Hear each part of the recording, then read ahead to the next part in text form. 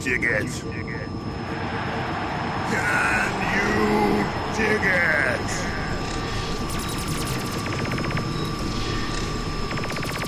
Ladies, gentlemen, friends, foes, lurkers, regulars, GMO people, organic people. Reading room inbound. 5, 4, 3, 2, 1.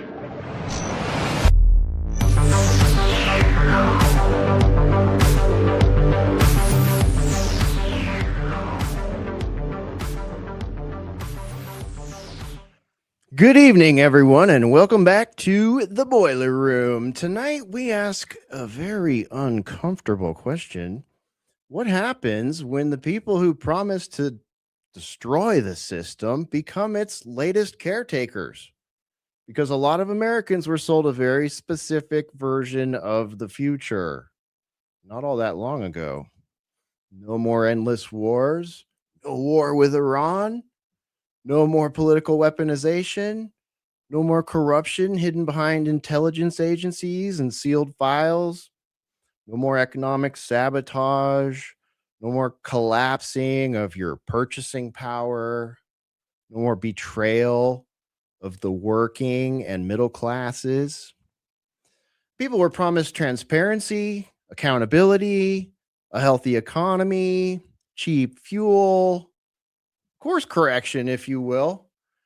Yet here we are, still staring at heavily redacted documents, still watching geopolitical escalations spread across multiple fronts, still watching the machinery of censorship, narrative management, and selective prosecution grind forward. We're still watching inflation hollow out ordinary life while the financial system grows more and more unstable by the month. Mark Anderson's not going to be with us tonight because he's traveling. He told me it costs $78 to fill up his truck. Are you kidding me? I had to pay $5 a gallon for 93 here in Texas. Ouch. My car requires 93. Okay. So it's not negotiable. $5 a gallon in Texas. What are my homies in California paying? And now, suddenly, the establishment wants to talk about aliens, bro. UFOs, UAPs, interdimensional speculation, portals, religious reinterpretations of disclosure. Right on cue. At the exact moment people are beginning to seriously question the direction of the economy, the future of the dollar, the possibility of energy shocks, what's going to happen when all these data centers go up, what's that going to do to our water prices, our energy prices? Is there going to be a low frequency hum next to my house? Am I going to be able to sleep? Is my tuna sandwich going to be $25? Are Americans, right? We're thinking about whether Americans could soon be staring down catastrophic fuel prices and another engineered era of austerity. And when I say catastrophic fuel prices, you can find the clip of Trump saying, oh, maybe they'll go up to $300 a barrel. Our economists have never even mapped out what would happen, from what I hear, if it was that expensive. Because if fuel explodes to $200, $250, $300 a barrel globally, it looks like everything changes. Food changes, transportation changes, employment changes, and that all equates to your daily life changing. And history tells us that moments of economic instability are often accompanied by something else, like massive psychological operations, distractions, spectacles, emotional diversions, new mythologies for the public to consume while institutional trust collapses. Maybe that's the bigger story tonight. not whether UFOs are real, not whether corruption exists and where, not whether governments manipulate perception, but whether modern politics itself has become a perpetual cycle of promises, disappointments, controlled outrage, and carefully timed narrative pivots designed to keep populations emotionally disoriented while larger systems transform around them. Tonight, we're here in the boiler room once again to examine the cracks in the narrative containment structure itself. This is Boiler Room. I'm Brian McLean, broadcasting live out of Central Texas. My call sign is Hesher here in the Boiler Room, and we have a narrative containment breach tonight. That's right. This is the narrative containment breach episode of Boiler Room, broadcasting live this May the 8th, 2026. I'm going to bring Mystical Pharaoh aboard the Starship Boiler Room here. We're going to have UFO puns tonight, I guess. Mystical Pharaoh, what's up, man? They live. That's right. They do. Welcome back to the Boiler Room. How you doing, dude? This is not a drill. This is a live broadcast. The signal is coming. Yes, the signal and a lot of noise and signal inbound, man. How are you, man? I'm great. Happy Friday. I'm glad to be here with you, and I'm glad we're here in the Boiler Room. That much I can tell you. Same here, man. Looking forward to get into it. Yeah, me too. Our website is alternatecurrentradio.com. If you're new around here and you haven't checked it out, please go check it out. alternatecurrentradio.com. That's where you find all the ACR goods over there. I'll put it up on the screen for you. And of course, you can follow me at X at Hesher Media. I'd give you Pharaoh's, but Pharaoh has pulled the eject ripcord over at X. He's out of there, and I don't blame him either. Man, it is just getting grimmer and grimmer on X. I'm sure. I've been really much happier this way. Yeah, Spore and I were talking about that this morning and yesterday morning. She was putting the doom scroll up, and it was just like, this is just not fun anymore. It's not fun at all. It's just trash. It's either so fake trash. AI crap or paid like Trump influencers or some people on the other side. It just retarded. Yeah. It's a little this is really where we're going to end up with all these innovations, huh? Okay. Mm-hmm. Yeah. Well, all right. Let's bring the Ruckus Among Us onto the stage here. There is a Ruckus Among Us, and there he is right there. What's up, Ruckus? Howdy. Wow. What a week. Yeah. Holy moly. Let me tell you, kids. Okay. We got government disclosure for aliens. Okay. First of all, government is bad. Okay. Don't do government. Okay.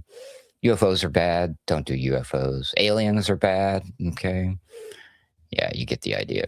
Oh, snap, crackle pop. I hit the wrong button. The aliens made me do it. Holy moly. Wow. This is going to be quite the episode. It's a shame it's just the three of us because holy moly. Hello to all of the viewers. I saw Media Bear, by the way. So shout out to Dr. Clown and Karen. And everybody, Creative Accidents, Johnny Leach, Silvertail, etc. Thank you guys. While you're in there, make sure you hit that like button and share this show. There may be only three of us, but there's way more than three of you. And so you know what to do.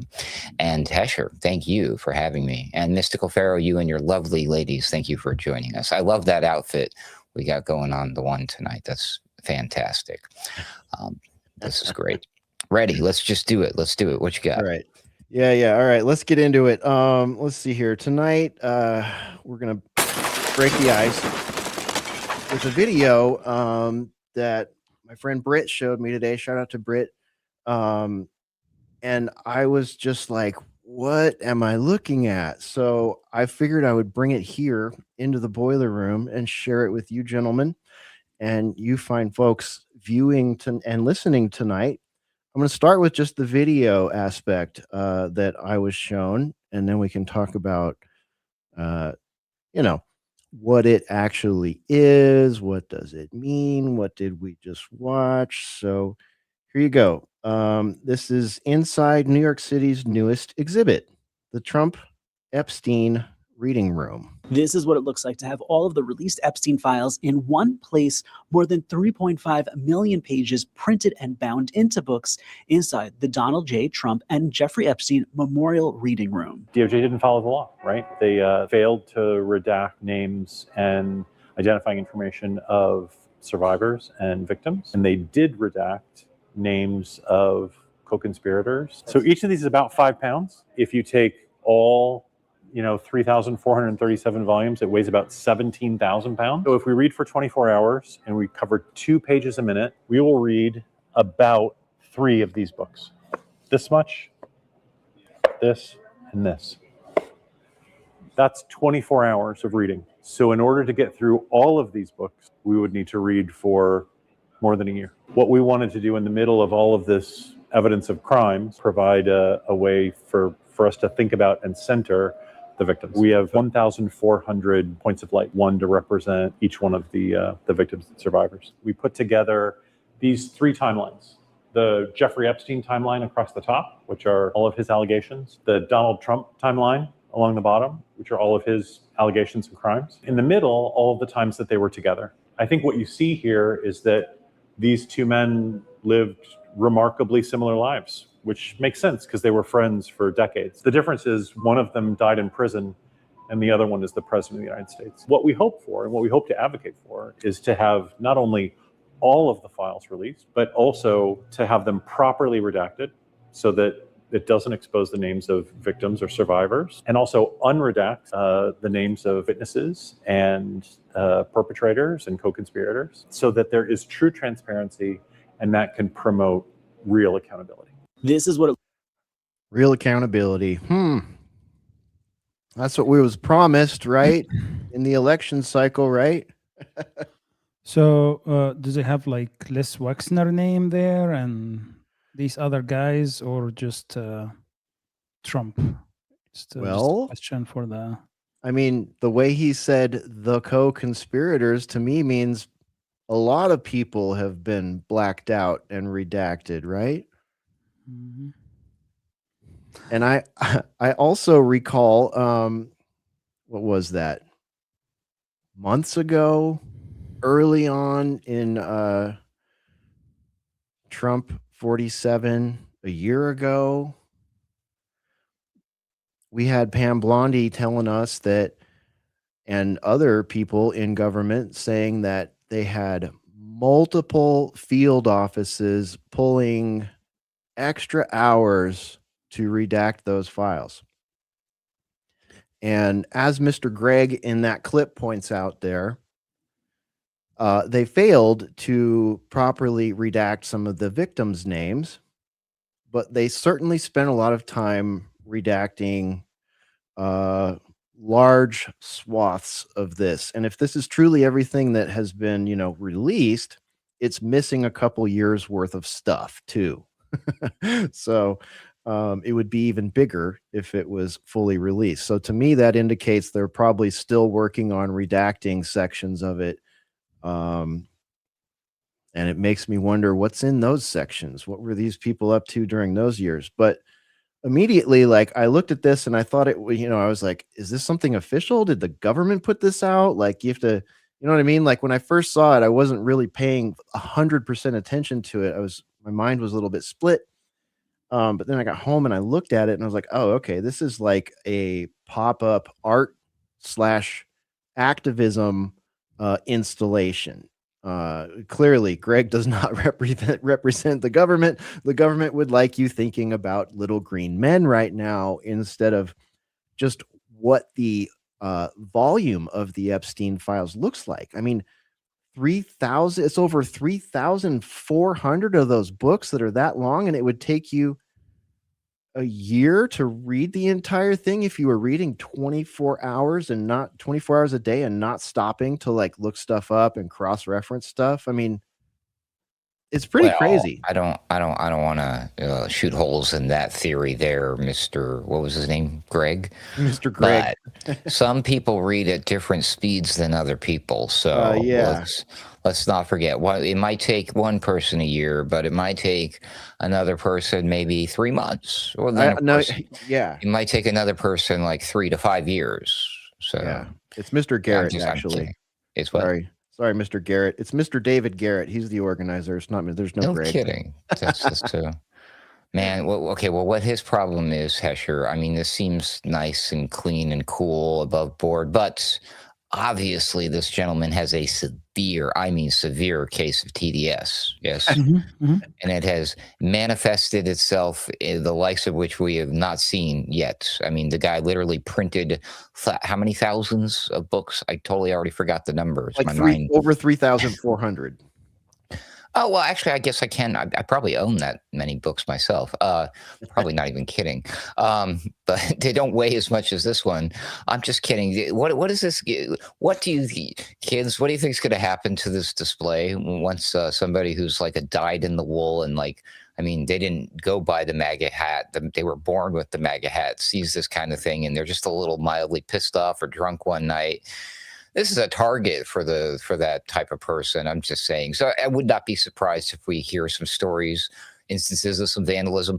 It could be a very dangerous one. I saw some videos of this wacko who was pissed off at, rightfully so, about the participation of one paper product company's involvement with the stuff happening in the other side of the world, in the Middle East and all that stuff. So he's like, I'm going to set the place on fire. So he lights the rolls of toilet paper on fire. But you got these books right there with all these pages right next to all those 1,000-something candles. And I'm just like, this is a recipe for disaster, people.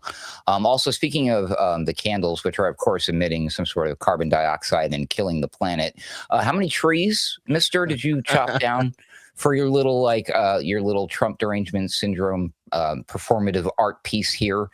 These people don't think, do they? I'm just pointing that out as halfway as a joke, but he's probably the type of person who probably would also be like, would want to go through this amount of effort to raise awareness to the climate change issue, but not realizing what he's just done here in this particular instance, right? Perhaps. But I will say this, whatever amount of ink and paper he used to create that is nothing compared to what the DOD spends every 10 seconds of our lives. Those people, they dump all the trash from their aircraft carriers and cruisers into the ocean with impunity. They create more waste than anything on the planet, probably. I love this comment by Car 9990. Maybe the aliens are speed readers and they'll save the day. That's the kind of thinking we're looking for here. Exactly that. We're looking for where the conspiracies collide. So that's great. I like Johnny that. Five alive. Johnny Five from Short Circuit. You're hired. Yeah. Yeah. Yeah, and I don't want to beat on the guy but really, how much does he actually care about the issue versus the TDS, right? Because again, like, I'm no Trump fan, and everybody knows that, right? And one of his biggest criticizers now. However, Trump is not the worst that's in the Epstein files. So really, if he really cares about the victims and all what he, the story he's trying to tell, then he should have put the other people, right? Not just make it about Trump. This is, I think, in his head, if I'm just, making a hypothesis there, he just has a severe case of TDS, and he's just using Epstein to tie it with Trump, and as a way to basically just taint him, right? I think that's what it feels like to me, not someone that actually cares about the thing. Maybe, man. Maybe. I don't know. I don't know anything about David Garrett, so I don't want to pass judgment. And, he did, yes, a centerpiece there was the Trump-Epstein timeline. And yes, he did print this all out, and it's a huge thing, right? Like there was money that went into this. I'm sure there's a whole team at that, I forget the name of it, but the group that put this on. But at the same time, to his credit, he said the co-conspirators, and unfortunately for TikTok brain, that's about one of the only terms you could use to like talk about the Friends of Jeffrey network, right?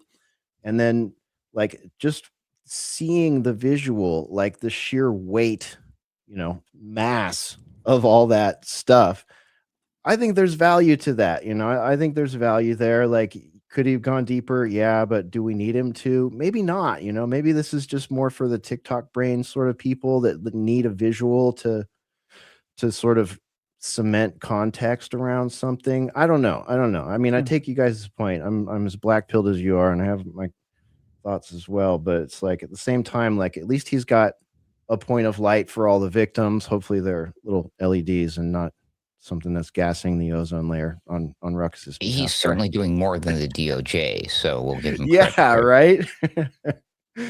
Yeah, by a long shot. In fact, what the DOJ did was they took our tax dollars and they used it to redact all those co-conspirators. That's one of his main points there. And so, thus it's really the DOJ's fault, the administration's fault, the court's fault that that there's so much ink on all these pieces of paper, because if it was just typed letters, it would be way less ink than black bars across everything. True. How many times do they have to stop the printing and change the ink cartridge? I was just thinking, you're reading my mind. I was just thinking, like, who printed this and then bound it all? My goodness. I can't make it through like 10 pages before it's like, you're out of ink. You're out of ink. I just look at that wall and I'm like, TLDR, too long, didn't read. I mean, I know the punchline already. And I just saw an article, I may have shared it in one of our Discord chats or something, about this lady was doing a TikTok thing, I think, saying like, oh my God, I bought a printer and I bought ink and now the printer wants to charge me a charge just to use my printer. Yep.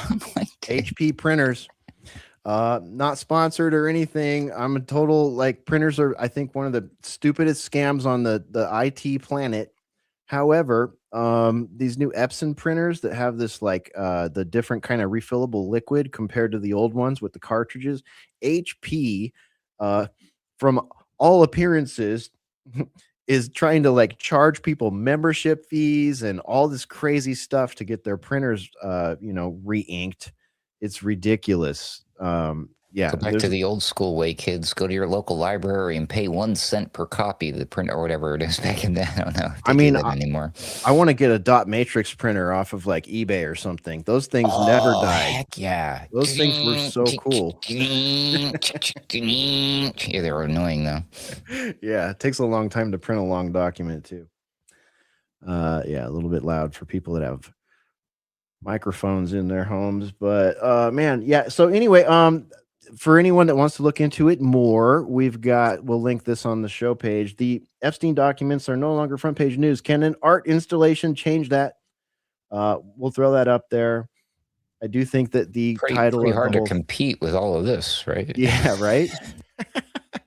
I love the title of it though. The Donald J. Trump and Jeffrey Epstein Memorial Reading Room. It's pretty clever. But and they're holding hands, skipping, and did you see that? Did you notice? Oh yeah, the image totally. There. That's over Capitol Hill. Oh man. Good stuff. It's like la la. It'd be like Elmo's world, but la la la. Epstein's world. La la. Yeah, it's perfect. I find it a little strange that you have to make an appointment to go in there also. That's a little bit strange, but I mean, it's so, I don't know, maybe it would just be a line around. Well, is there a line around the corner? Are we charging to get in there? How does this work? You got to go through a lengthy interview process. Oh yeah. Thanks, Creative Accidents. Let me just throw this on the screen too, because this is something I was thinking about earlier and I almost forgot to mention it. How do I do that? I have to do something snazzy here to put this on the screen. I go like this. That, my friends, is what we were originally told the size, format, weight, and importance of the Epstein files was right there on the screen right now. If you're not watching, you're just listening. We've got all the paid shill blue check mark people from X. We've got DC Drano, we've got Liz Wheeler, we've got Libs of TikTok, and 3 other accounts standing there holding up. This is what, a year ago, their original little binders, right? It looks like your binder from high school biology, does it not? It looks just like my high school biology binder. It's right about the same size, just a little bigger than a Trapper Keeper. Where's my Trapper Keeper people? Drop me a book emoji somewhere. What a joke, man. We called that out as a joke the second that happened. And now look at, like, this guy has at least vindicated us on that. We were like, oh yeah, your little Trapper Keeper there full of fucking Epstein files. Yeah, right. It's like, you know, when like there's these apps for your devices, like a Facebook or a TikTok, and it's really weighty and bloated, and it takes up like a huge amount of space and slows down your phone. And then they release like the light version, like TikTok Lite, Facebook Lite, and they usually play with the word light, but as LITE, right? You know exactly what I'm talking about. It's significantly slimmed down, and you know it claims to have the exact same robust features, but you just know. So that's what we're dealing with here, Hesher. Or it could be like we could use this as like one of those like before and after pictures for some sort of weight loss program or something. Right. It's like the Epstein files on GLP-1. This is Ozempic face. This is what the Epstein files look like with Ozempic face. This is the Epstein files. This is the Epstein files on Ozempic face. Right? Here we go. This is the actual Epstein files, and here's the Epstein files on Ozempic face. You gotta love that. Oh man. So aliens, bros. Aliens. I heard something about this. Yeah. I actually haven't caught up with that. Can someone just give us an overview? Yeah. You Absolutely. want the short version? Yeah. Go for it. Aliens are Ruckus. so real, bro.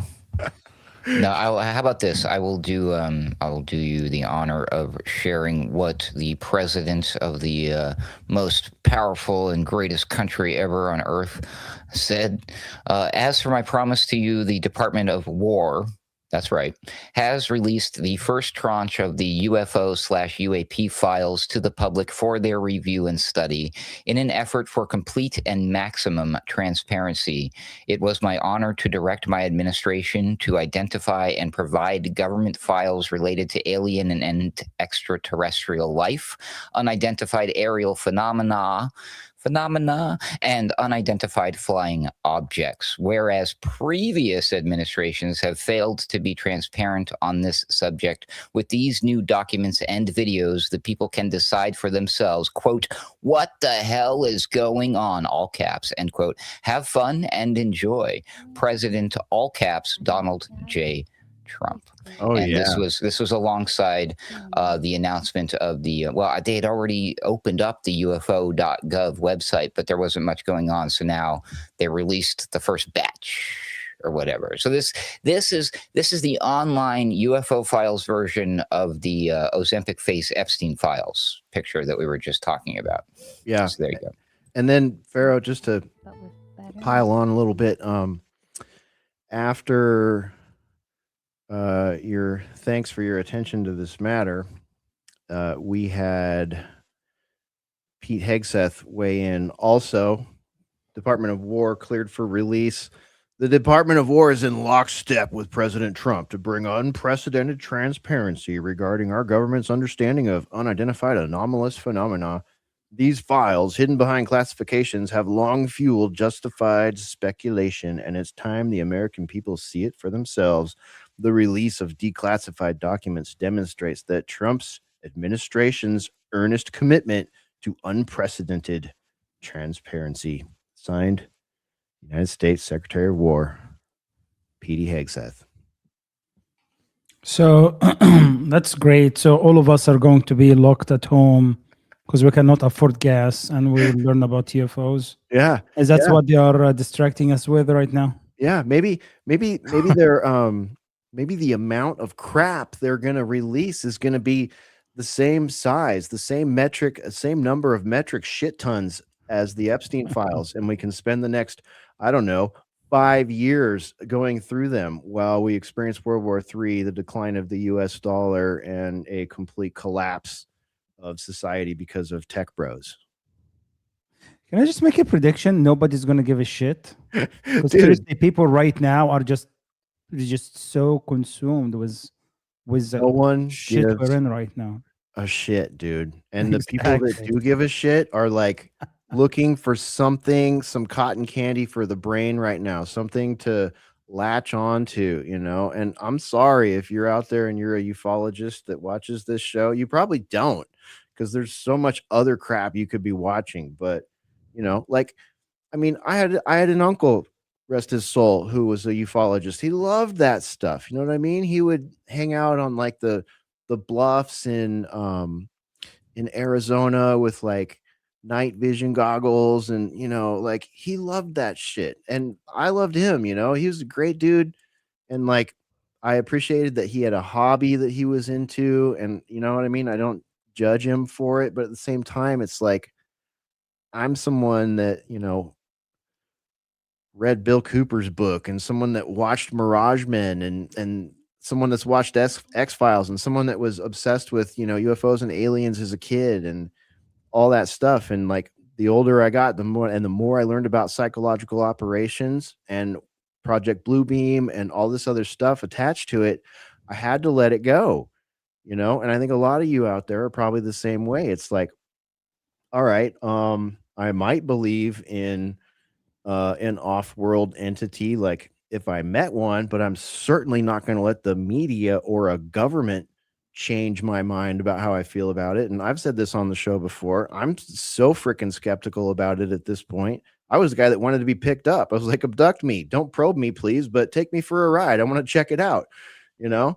And now it's just like I could meet a tiny green homunculus and I would accuse it of being cooked up in a government lab. You know, that's the first conversation I would have with the alien. Prove to me that you're not cooked up in a government lab. Mhm. That's where I'm at. I have so many thoughts about this, but I don't. Do tell. I would rather let Mystical Pharaoh. Did you have some more to say about All right, this? Farrah, where No, I are want you to at? hear your thoughts first, and I'll listen. And I'm just, again, I have so many thoughts, but I'm just gonna. You teased it. You got to go, man. Hit Go a couple. Hit a couple that are just sticking. Like the number one obvious one that everybody's missing already is it's the Department of War that is in charge of this disclosure. That should ring alarm bells for everybody right there. If you take any of this with a grain of salt, you'd be like, well, hold on a second. Are we planning to be fighting these things or something? And what Right. generation of warfare are we in right now? It's not the first or the second.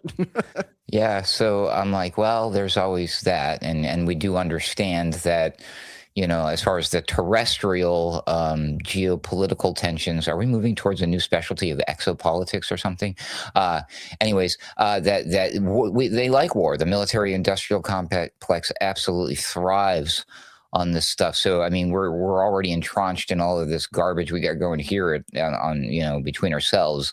I don't know how, or let's not do that. Let's just want to point it out. Why is it the effing Department of War? So let's be cautious and pay attention to that. I guess maybe because it used to be called the Department of Defense, and these things were considered matters of national defense back in, you know, until recent. I don't know. Anyways, it's very strange. The other thing is Trump. He's all have fun.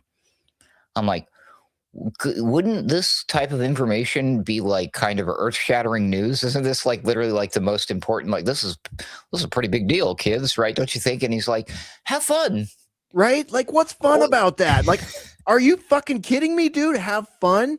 I'm already not having fun trying to figure out what the fuck is going on with these Epstein files, and you want me to have fun with the X Files? I'm sorry, I already watched all the X Files like decades ago, and I already know. I haven't looked at any of the contents yet, but I can guarantee you this: it's gonna have a whole bunch. It's going to have all the crap.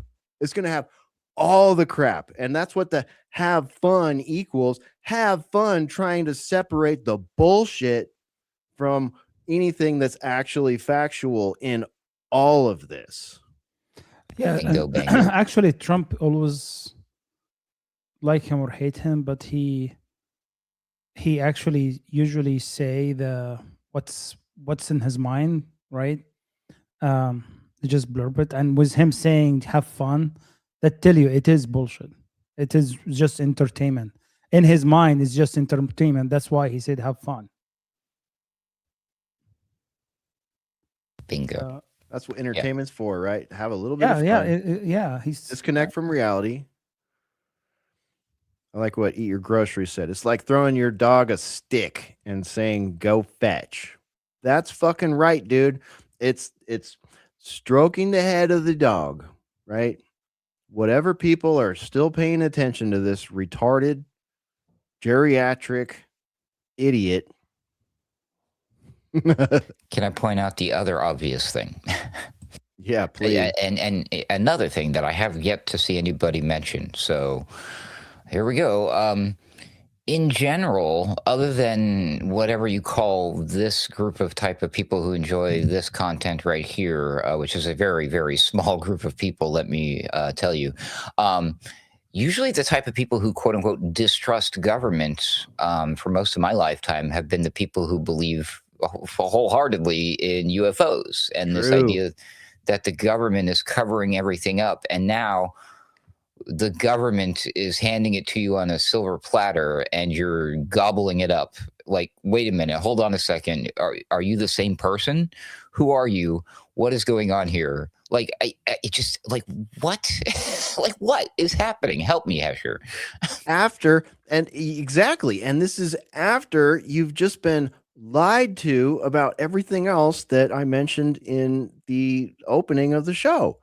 Like you literally, if you voted for him, you literally were buying a certain platform, and you've gotten the opposite of everything on the platform. Unless maybe you're a single issue voter and you're 2A, I get it. Okay. I get it.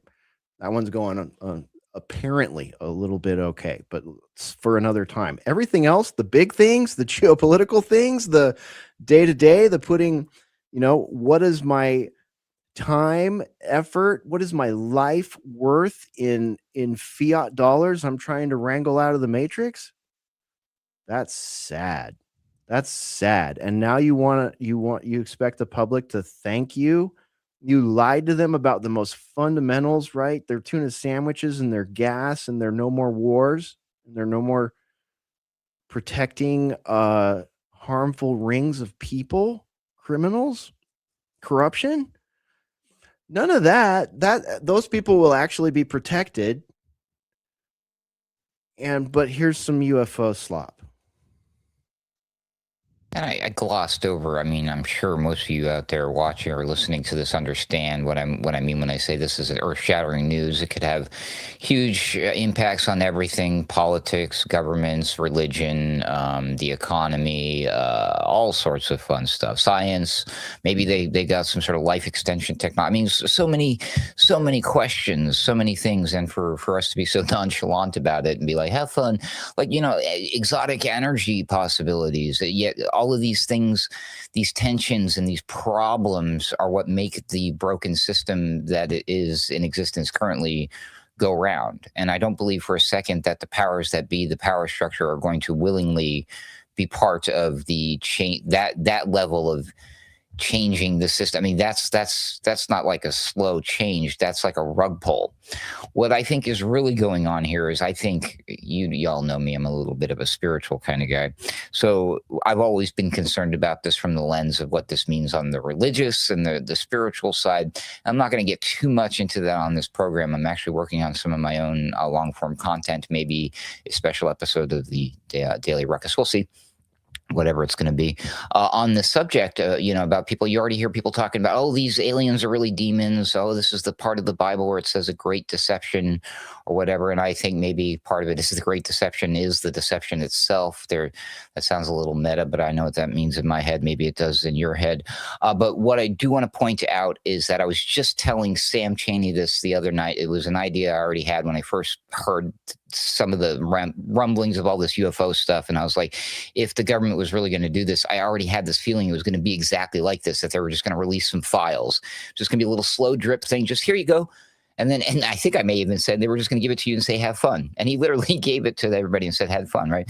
But why they're doing that is, remember that science fiction story written, I believe it was written by Arthur C. Clarke. Correct me if I'm wrong. And they did do like a Netflix or made for sci-fi channel movie, Childhood's End, where the UFOs, the motherships arrive up in the sky across like every major city on the planet.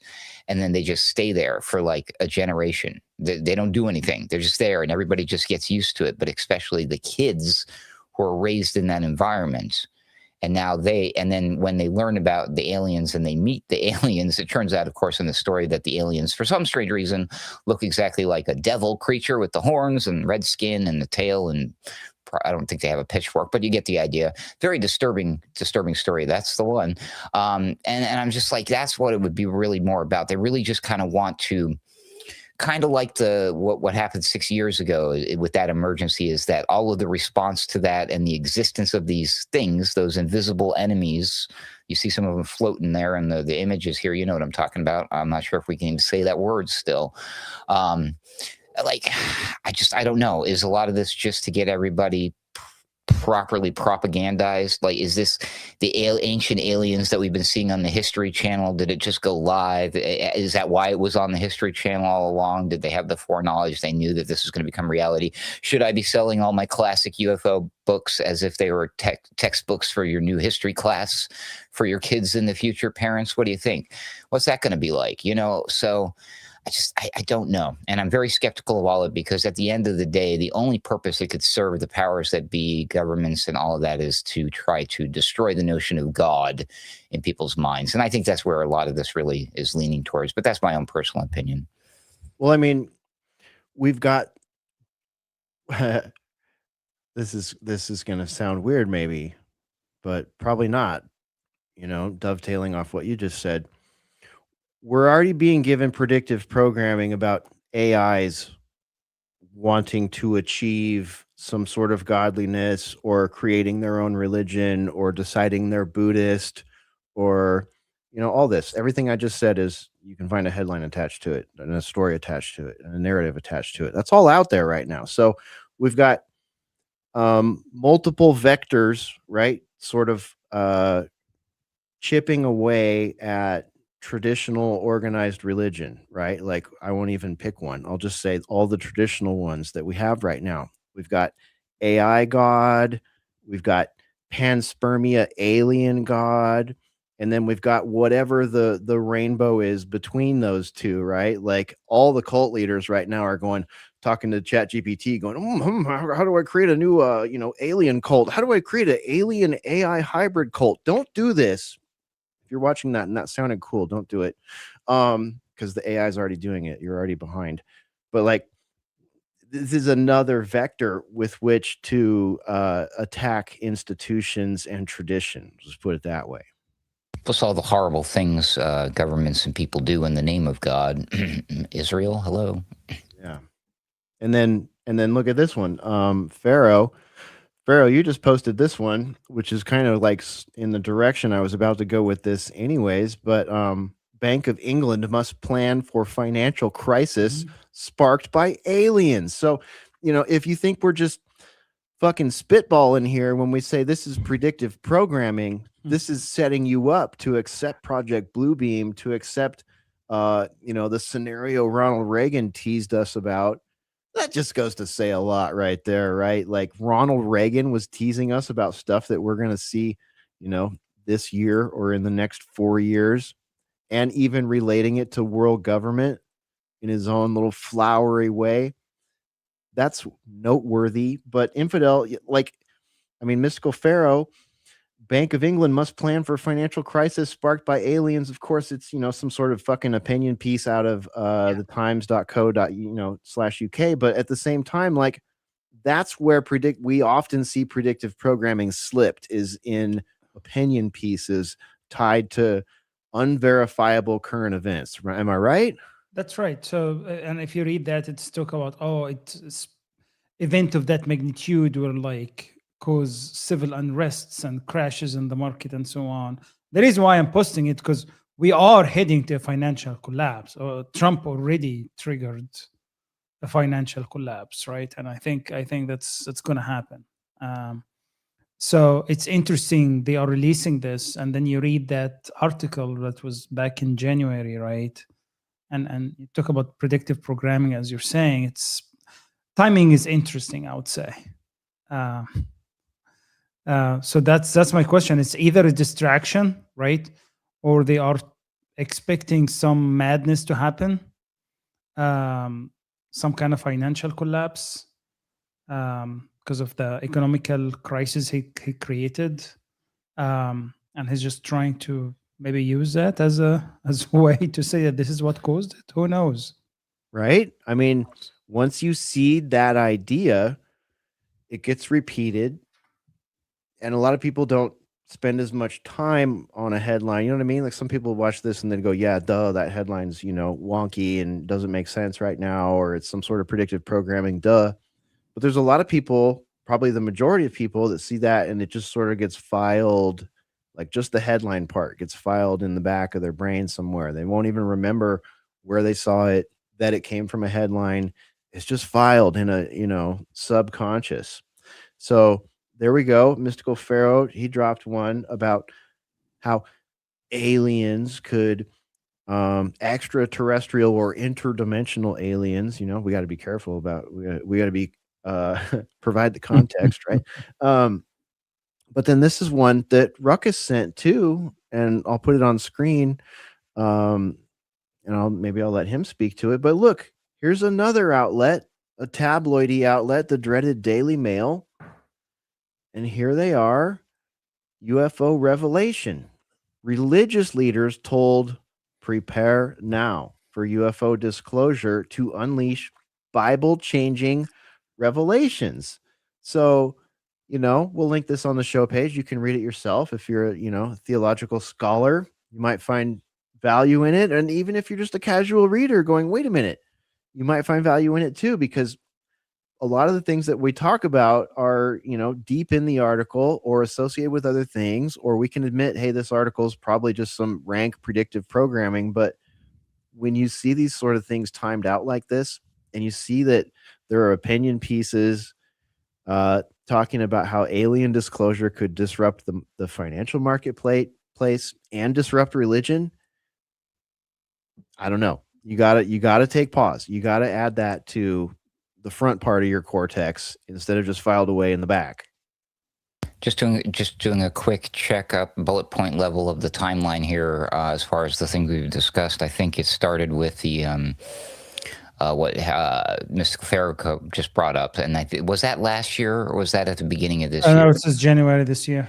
Yeah, so it was like right at the beginning of this year. That's what I thought. But just before that was the cover of The Economist magazine. Is it The Economist magazine? That's the one that's got it's always got the people analyze the cover, and it had the world and the globe and all this crazy stuff. Well, it looks a lot like this image behind me, actually, now that I think about it. You guys know what I'm talking about? Was that the New Economist? Yeah. One of those magazines. Somebody in the chat help me out here, but it doesn't matter. So that was first. And in there was a lot of, some coded stuff that people like, aliens and stuff. And then that article, and that had everybody buzzing for a while about the Bank of England thing. And then it was quiet for a while. And then at some point, not that long ago, but it took a little while to where they just came out and just randomly announced, oh, yeah, by the way, we're doing this UFO.gov thing. And I want to say that was about a month ago, maybe up to 2 months. I can't remember. Or two. And it was just sat there. I think we probably brought it up and we're like, what's up with this? And then everybody forgot. And then the freaking missing UFO scientists story started building up steam, right? Which was led primarily by, ironically enough, the Daily Mail, which I think Daily Mail is a very important, useful tool for this particular type of propaganda in particular. Oh, yeah. So anyway, so we have that. And then the big news story, we heard some rumblings. We saw some people talking about, which is why we talked on last week's Boiler Room about the UFO stuff, right? Oh, are they going to do this, or is just some leaking some drops? It didn't seem very official last week, but this week started out with a bang with that Perry Stone. Is that the preacher's name? What's that guy's name? Perry. The one that you just showed in that article from the Daily Mail. That's the main source of this viral story that went all over the place, all over your social media feeds. You heard the pastors, they're having meetings and they're being told by these weird men in black government people in the know that, they're going to release the UFO files soon. You got to prepare. So that was already going on for like up to 48 hours before Kash Patel comes out on Sean Hannity, and he's like, yeah, bro, we're like releasing the aliens, bro. The guy really talks like that. It's pretty crazy. He said, but yeah, it's going to be awesome, bro. It's going to be fun. And we're like totally doing it, bro. And it's like, yeah, and the UFOs, and they're coming out very soon in all caps. That's how it was reported.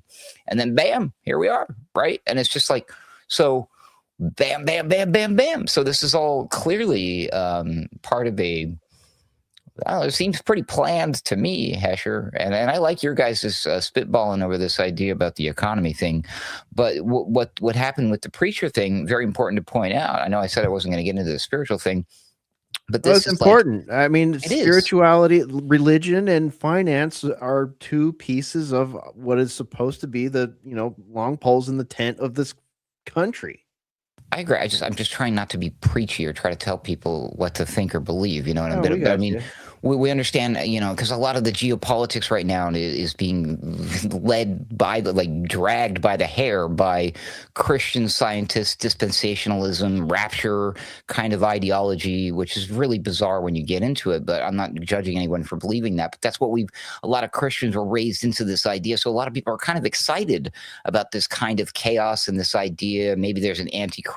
Is this it? Is this the second coming of Jesus? It kind of plays into all of the other bizarre stuff that's already been happening inside of our government, in particular inside the War Department, where we're hearing these bizarre stories about the soldiers are being told, you're no longer fighting for the country, the United States of America. You're fighting as a warrior for Jesus Christ. We've all heard in these stories. We know what I'm talking about. And now to throw this in here, now they're going along military people. I have not heard that story. Oh, okay. Yeah. Okay. Yeah. That's a thing that's been going on. Yeah. It's bad, dude. Like some of the, I don't know if I brought it up on the show because I just found it so distasteful and I didn't really want to go into a big rant about it. But yeah, there's reports coming from soldiers talking about some of their commanding officers basically telling them in large military discussions that Donald Trump is basically doing the work of Jesus and that they are lucky to be in this military right now. And like, oh my God, whole spiels you can find online. Like some of the soldiers have released these. They're difficult to verify, of course, but there's so many of them and even news articles that refer to it that like it seems to a lot of people, I think, like there is an infection that has been released into the U.S. military by commanding officers repeating these kind of like biblical end time messages into the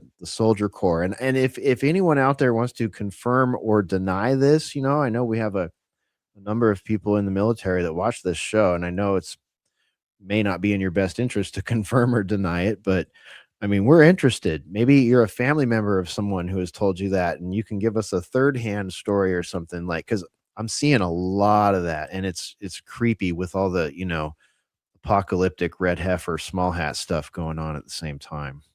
And this just kind of adds to that and makes it kind of almost worse because you find out, lo and behold, it turns out that like J.D. Vance is a perfect example. I wish I had some examples in front of me, but you can do some digging and learn about this. Like he's made comments himself. J.D. Vance, the sitting vice president of the United States, believes that aliens exist, but they're really fallen angels and demons. So the people inside this administration, people like Pete Hegseth, believe this. This echoes basically some of the weird beliefs of an inner circle of people who supposedly, allegedly exist. I don't know, probably do, called the Collins Group. Do some research on that. They are an inner circle of government military members who believe strongly that, you know, this is it, or the big fight is coming to fight aliens, which are really demons in the name of Jesus. All of this stuff that we're talking about, this is not a new concept. This has been around and infecting in the swamp of the hidden hand that's been steering a lot of this stuff. Why is that? Again, it just all seems part of a grander scheme. Now, as far as the spiritual stuff is concerned, I'm very concerned that these Christian Zionist pastors are going to be the ones that want to try to be like, oh, don't worry about it. The aliens, this, or that. Like, they're going to tell them that these are fallen angels, that they're demons, and basically telling them these are vampires. And you all know the lore about vampires, and you know how to protect yourself from vampires. You grab the garlic and you grab the holy water, right? You do all the things. But what happens if you're doing that against the vampire and it doesn't work? Because what if the vampire isn't really a vampire and it's like some sort of android robot or something? Aha. So what if these aliens are like, oh, don't worry about it. You're a safe person. We've heard all these stories that have been seeded in some of the ufologist stories about how, like, when you have an alien encounter or a UFO abduction, just call out the name of Jesus and it immediately stops. And now I do agree that some of these abduction stories might be related to that, because a lot of them, that's more different, because I think there's a distinct difference between demon possession and versus like a physical being. But as you pointed out so keenly, sir, Mr. Brian McLean, Mr. Hesher, that like you're looking at a little green man. How do we know that's not a physical thing that was created here on Earth in a lab? How do you know that these UFOs flying around came from Mars, or that we didn't build that on an underground deep bunker base somewhere here on the planet Earth? Forever. In particular, I mentioned Ancient Aliens. They're famous for doing this. So like, oh, look at this massive marvel that like we were born into a history, a world where we taught and learned about the pyramids and how they were built. Like, this is a marvel master man-made form of engineering. But Ancient Aliens on the History Channel has been rewriting history, saying, oh no, man is crap. Man is not incapable. There's no way man could build that thousands of years ago. How the hell could they do that? They suck. Obviously, aliens made it. You see what I'm saying? I think they want to say the same thing about religion and your beliefs. So if you are a true believing person and you run into an alien and you tell, go away, demon, in the name of Jesus Christ, and it doesn't go away, what does that do to your faith in Jesus Christ? I bet you that would deflate that like a little balloon, right? That's probably not good. Oh yeah. And whatever the hell is planned, my God, I can't even think, like, I don't even want to conceptualize like what's going to be presented to people and what their programmed, like, you know, problem solution reaction plan is going to be. Like, why at this point, we're going to talk about this Hantavirus thing in a bit here, but like, why at this point, after what happened in 2020 and 2021, would anyone who's willing to have an open mind and do a lot of, you know, just a medium amount of reading and viewing and listening, trust any government on this planet to tell them the truth about UFOs, UAPs, extraterrestrials, interdimensional beings, or anything like that? Like, the fact that people are willing to trust media, trust podcasters, trust governments about something so big is a pretty damning statement on humanity, pretty damning statement on the overall IQ level of like the sophistication of 21st century culture, the understanding of the technology, the understanding of the evolution of propaganda. Like, I really, really used to, there's a version of me further back in the rearview mirror on the timeline that really thought, like, if we made it to where we are right now on the timeline, that most people would get it. Oh, I'm glad I left that version behind, because he would be so disappointed in how many people actually get it at this point.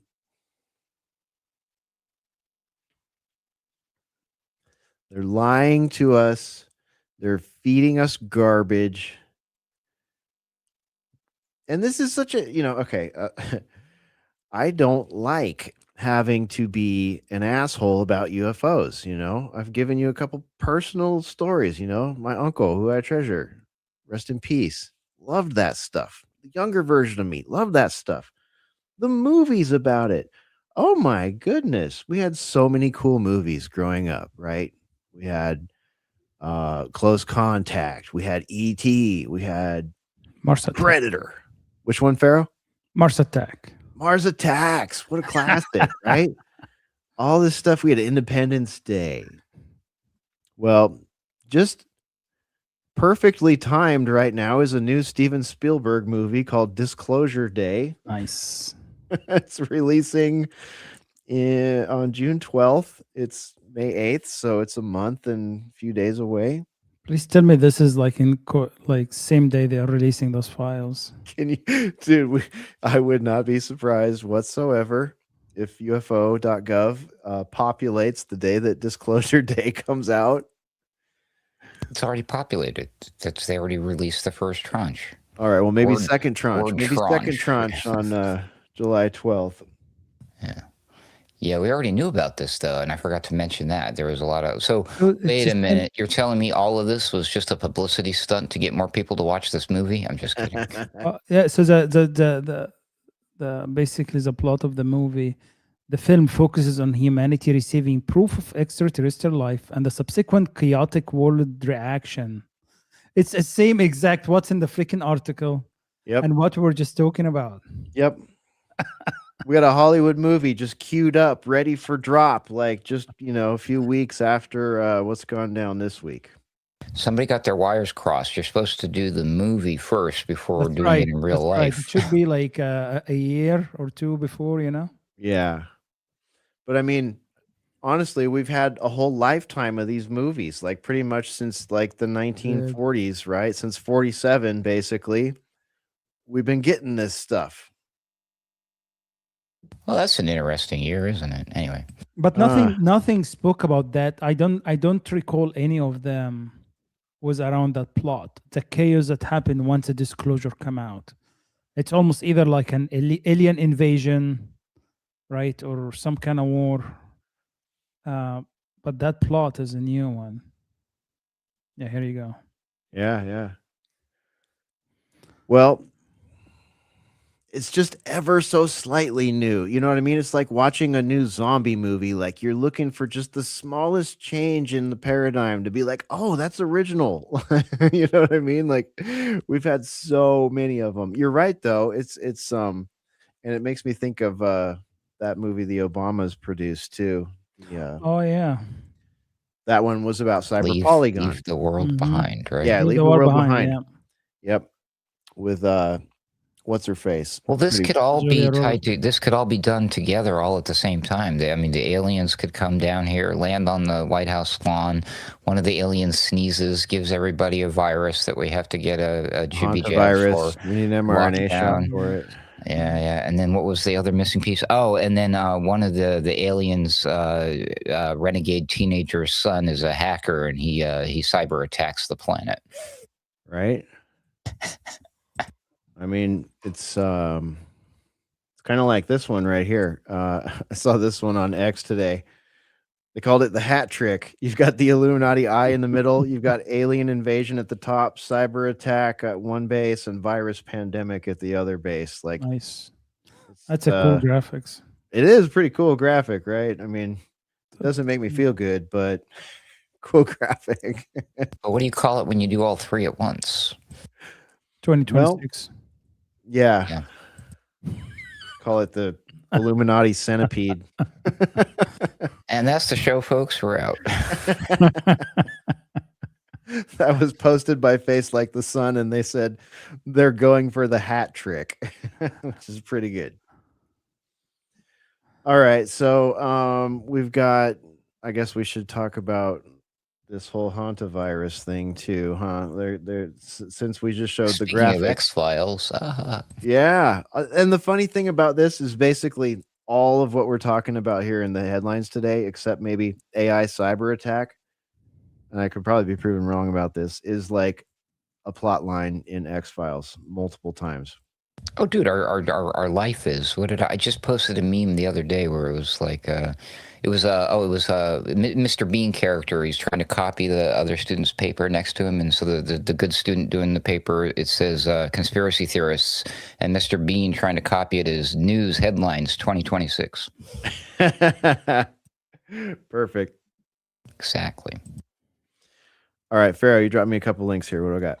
Oh no, I would just because when you guys were talking about Trump and religion, the religious tone and the DoD. There's some links to drop in the show notes okay, to I prove got what you. we were Yeah, saying. just to quote, yeah, just like that. It's just really talks about the that video. Basically, it was Paula. Is it Paula White? I think. Yeah. Yeah, and the White House, and they are a dude is just talking about Iranians and how the Bible's saying Iranians are going to kill all the Jews and. Oh yeah. And Yeah. and Paula White, she's like at the top of her game comparing Trump to Jesus. Was She Jesus, does this yeah. all the time. What Yeah. a grift. What a So grift. yeah, and the other one is just, I mean, you don't have to put that other article, but it's just more, it talks about the New Apostolic Reformation, which is really that group that is just taking over where all these guys belong to, and it's that's where that I would call it the death cult or the end of the Yes. world It's very cult. cult-like, yeah. It's It very. is absolutely. It's Right. concerning that these type of people would be in like important positions, not just in the government, but in the freaking military. I mean, Yeah. whoa. Yeah. You Yeah. know, Yikes. I hate to say that, but you know, like the left has been talking about this for a while, right? That this madness is going to happen, right? And I did not honestly expect it to happen, right? Because I thought there is more of, it's the best way to say it. I did not expect it to happen here in US, to be honest. But what I'm seeing just quickly. what I'm seeing scares me, right? And that's I see fascism is going to happen, and I see AI, and I see that group, and total surveillance, and they're going to like sell it to people under Jesus' name somehow, you know, and you can see that whole thing is going to get spent. Oh man, it's bad. it seems like I don't know, dude. It seems like a pathetic attempt to me at this point because like there was a contingent of like Gen Z that was because really the youth are probably the most important if they want something like that to have any sort of lifespan, right? So you kind of had like your TPUSA cult following, and like young people were engaged up until this election to an extent, right? But now it's just like they've been completely left in the dust. Like, who is that narrative actually for? Like, for example, Erica Kirk is a laughingstock. She is a joke, especially to young people. No one is buying her shtick and her crocodile tears and all this weird acting that she's doing. Like the dipstick is low on acceptance for this. So it's like, who are they really gearing this at? I hate to even ask because I don't want to single out a demographic, but it's like it's got to be a really low IQ demographic. It is. It is. And honestly, like, I mean, Trump right now, he's like in the negative was below 30, right? I think it's Yeah, everybody's just it's off a cliff. interesting because in 2024, his election, he was really getting great numbers, right? And they gave him the push, but I say whatever you want to say about this generation, but I think that generation gets it fast, and I don't think the tricks they are playing right now is going to work on them, to be honest. With this generation? The Gen Zers, current generation. Is that even? Yeah, okay. Yeah, I just wanted to make sure I heard you right. All right. Because, I mean, there was not a lot of hope for that generation until recently. Well, and I'm not saying there is necessarily hope from, well, let me take that back. What I'm saying is I don't think the old technique they used on boomers, right, is going to work in the new generation. And I don't think they figured out yet. I think Charlie Kirk figured it out, right? And I think they were trusting him. But a lot of them saw through this whole Israel thing, right? And I think that's a wake-up call. And I don't think they are going to be able to contain that beast anymore. I think that's out. And what Trump is doing right now is just even making it worse. So well, Yeah, these, support is I mentioned the generations in the context of the childhood's end thing, but that was something that the guy who we can't say, who had the mustache in history, he was also very keen about, raising an entire generation of youths to be brainwashed and propagandized into a particular belief system, allegedly. At least that's what we were taught in school. You know what I'm saying? So, and by the way, in case you didn't know, school is nothing but that, just an indoctrination system. Slow drip to you across, 12 years for most people? Give or take a couple, depending on who you are. Yeah. And how much learning's actually going on there versus indoctrinating now? Yeah. Yep, that's the mustache there, Deaf Tears. That one, toothbrush mustache. that's good. All right, so we'll put a couple of those support links on tonight's show page. You are watching the Boiler Room or listening to the Boiler Room, and there is a show page associated with every episode. You can find it at our website, alternatecurrentradio.com. All our support links are up there as well. If you want to support the show, we've got some merch that probably needs to be redesigned, but some classic merch up there. We've got, swear jar and all that good stuff. So alternatecurrentradio.com is the website. And be sure and follow Ruckus and I on the X while you can. We may end up like Pharaoh and just bail out of there at some point, but I don't know. I'm personally a little too addicted to doom scrolling, so we'll see. I just can't. I'm one of those people that just can't look away from a train wreck. So X is definitely a train wreck. And if you haven't liked and subscribed and done all that stuff yet, please do so. We're broadcasting live tonight on X, on YouTube, on Rumble, and going out shortly after the live show to the larger audio podcast platforms. You can find Boiler Room on all that stuff.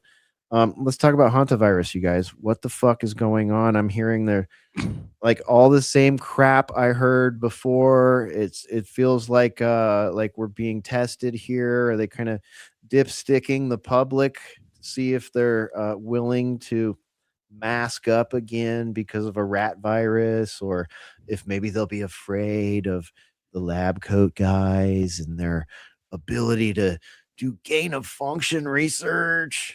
We haven't seen any of that yet, but we hear they do it. They spend a lot of your tax dollars doing it.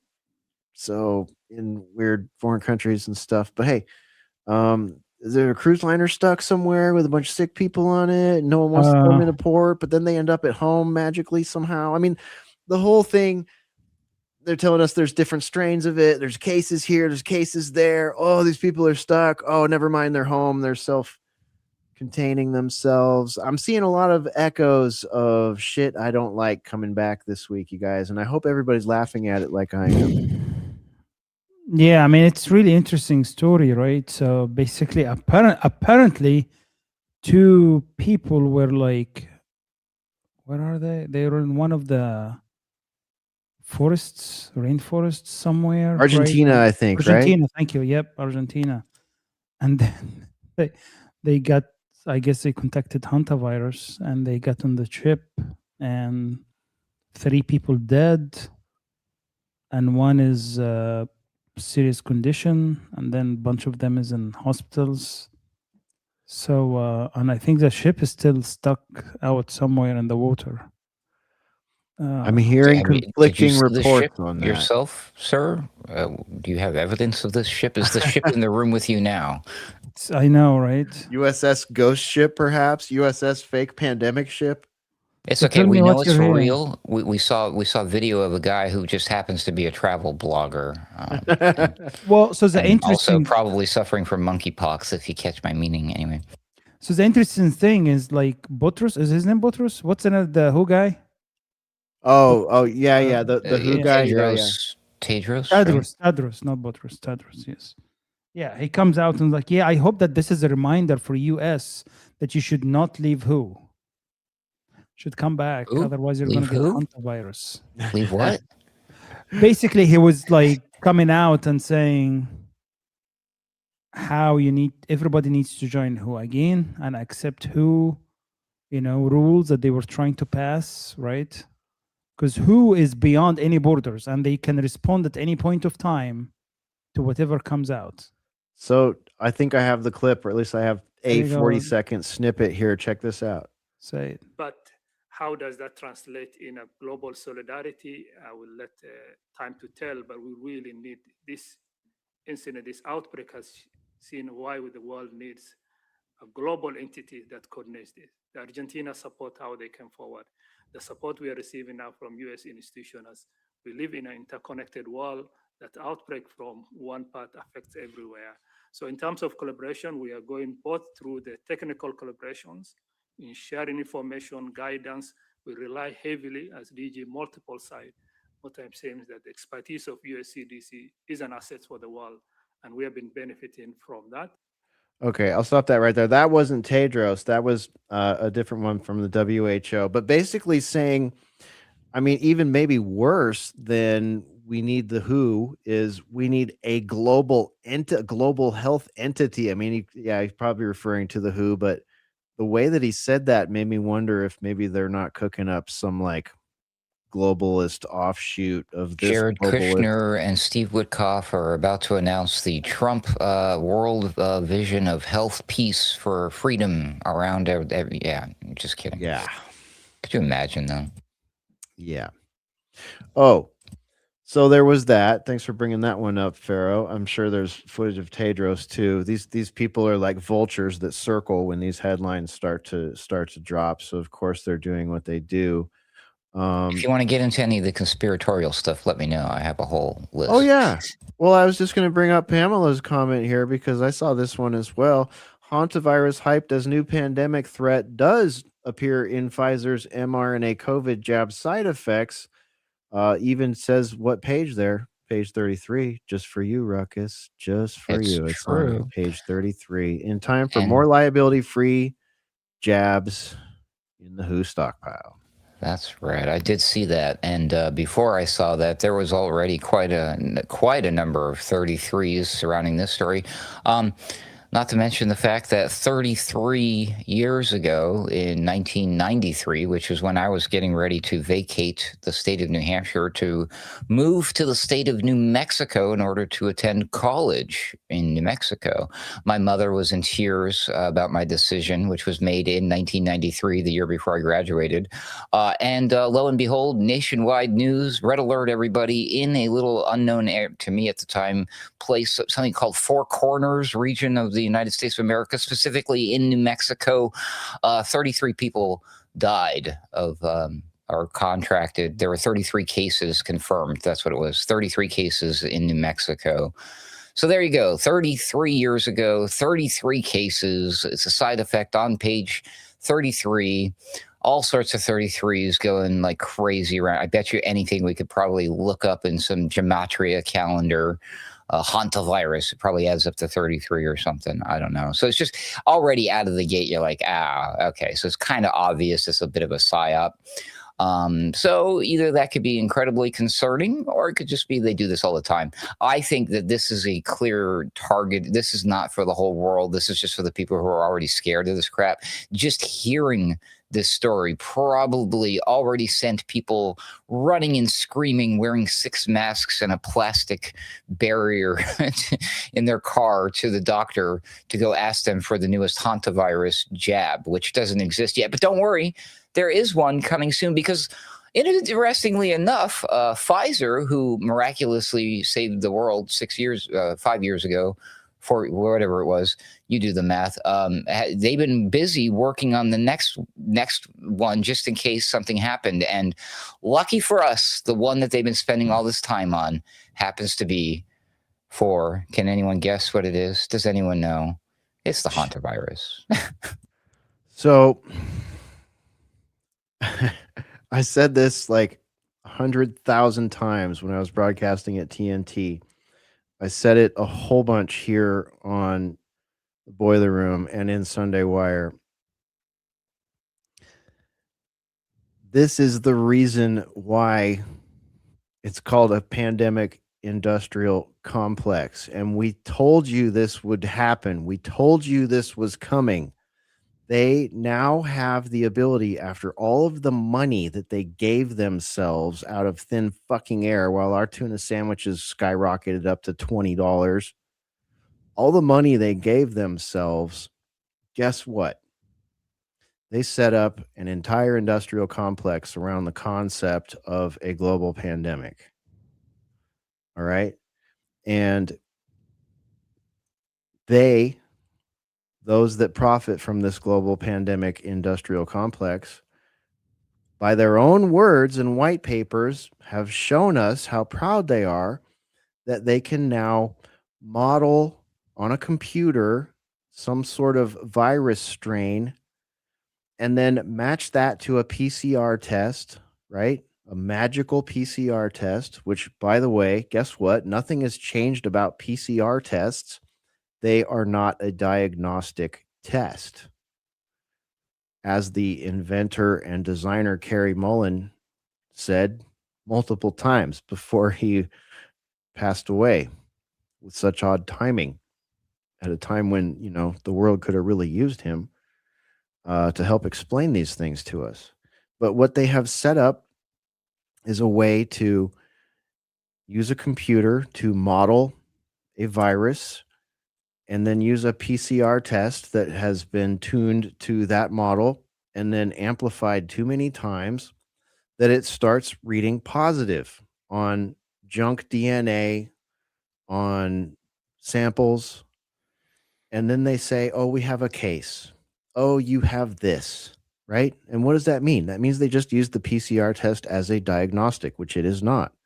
And they're using it in concert with a computer model that models a virus that has never been isolated, that can never be isolated, never will be isolated, and many people wonder if it even exists. And the warning that myself and many others were giving back then was this will continue. They will come up with new ones and put them in this exact paradigm that I just described. Well, I would argue that here we are. That's exactly what we're seeing. I don't know what else to say about it. Like, tell me there's a case. Ruckus, I even saw today a headline saying, oh, there's the UK variant. And I just immediately face palm, just like, fuck off with your Already? different variants. Well, I Yes. mean, there is two strains. There is one in South America and one in North America. Why would we believe that? Why would we Yeah, believe well- that well- for a virus that has never been isolated, like every other virus, never once isolated? Their isolation process is bullshit. So if they can't isolate it and they can't get a picture of it and they can't show it to me, how can I believe that they're able to distinguish between two variants of something that they can't they even said prove so. exists? Wait, They said so. yeah. You're talking. What are you talking about? Talking about the process that they call isolating a virus, which is not isolating a virus. Yeah, but which one are you talking about? You're talking about the I'm talking strains. about all of them, from AIDS to Hantavirus. It means any virus. Period. Yeah, well. All of them. We have a name. We have a computer model. We have a test that is made to amplify particles. And that's all we have. And they try to tell us that we have knowledge. That's not knowledge, my friends. That is data. That is data that doesn't come with all the context attached to it. You know what it almost seems like to me, now that I'm looking at this, I'm taking a little bit of a 3,000-foot view here. It's almost like there's a different psyop for everyone right now. Like if that sort of thing is like you like if you're the type of person who's absolutely worried, or you've been preparing for, or even on, you're like, you've been waiting, this is the next psyop shoe to drop, they're going to do another pandemic, here it is. Me, it's like, oh, they're going to do the UFO thing to trick the Christians, here it is.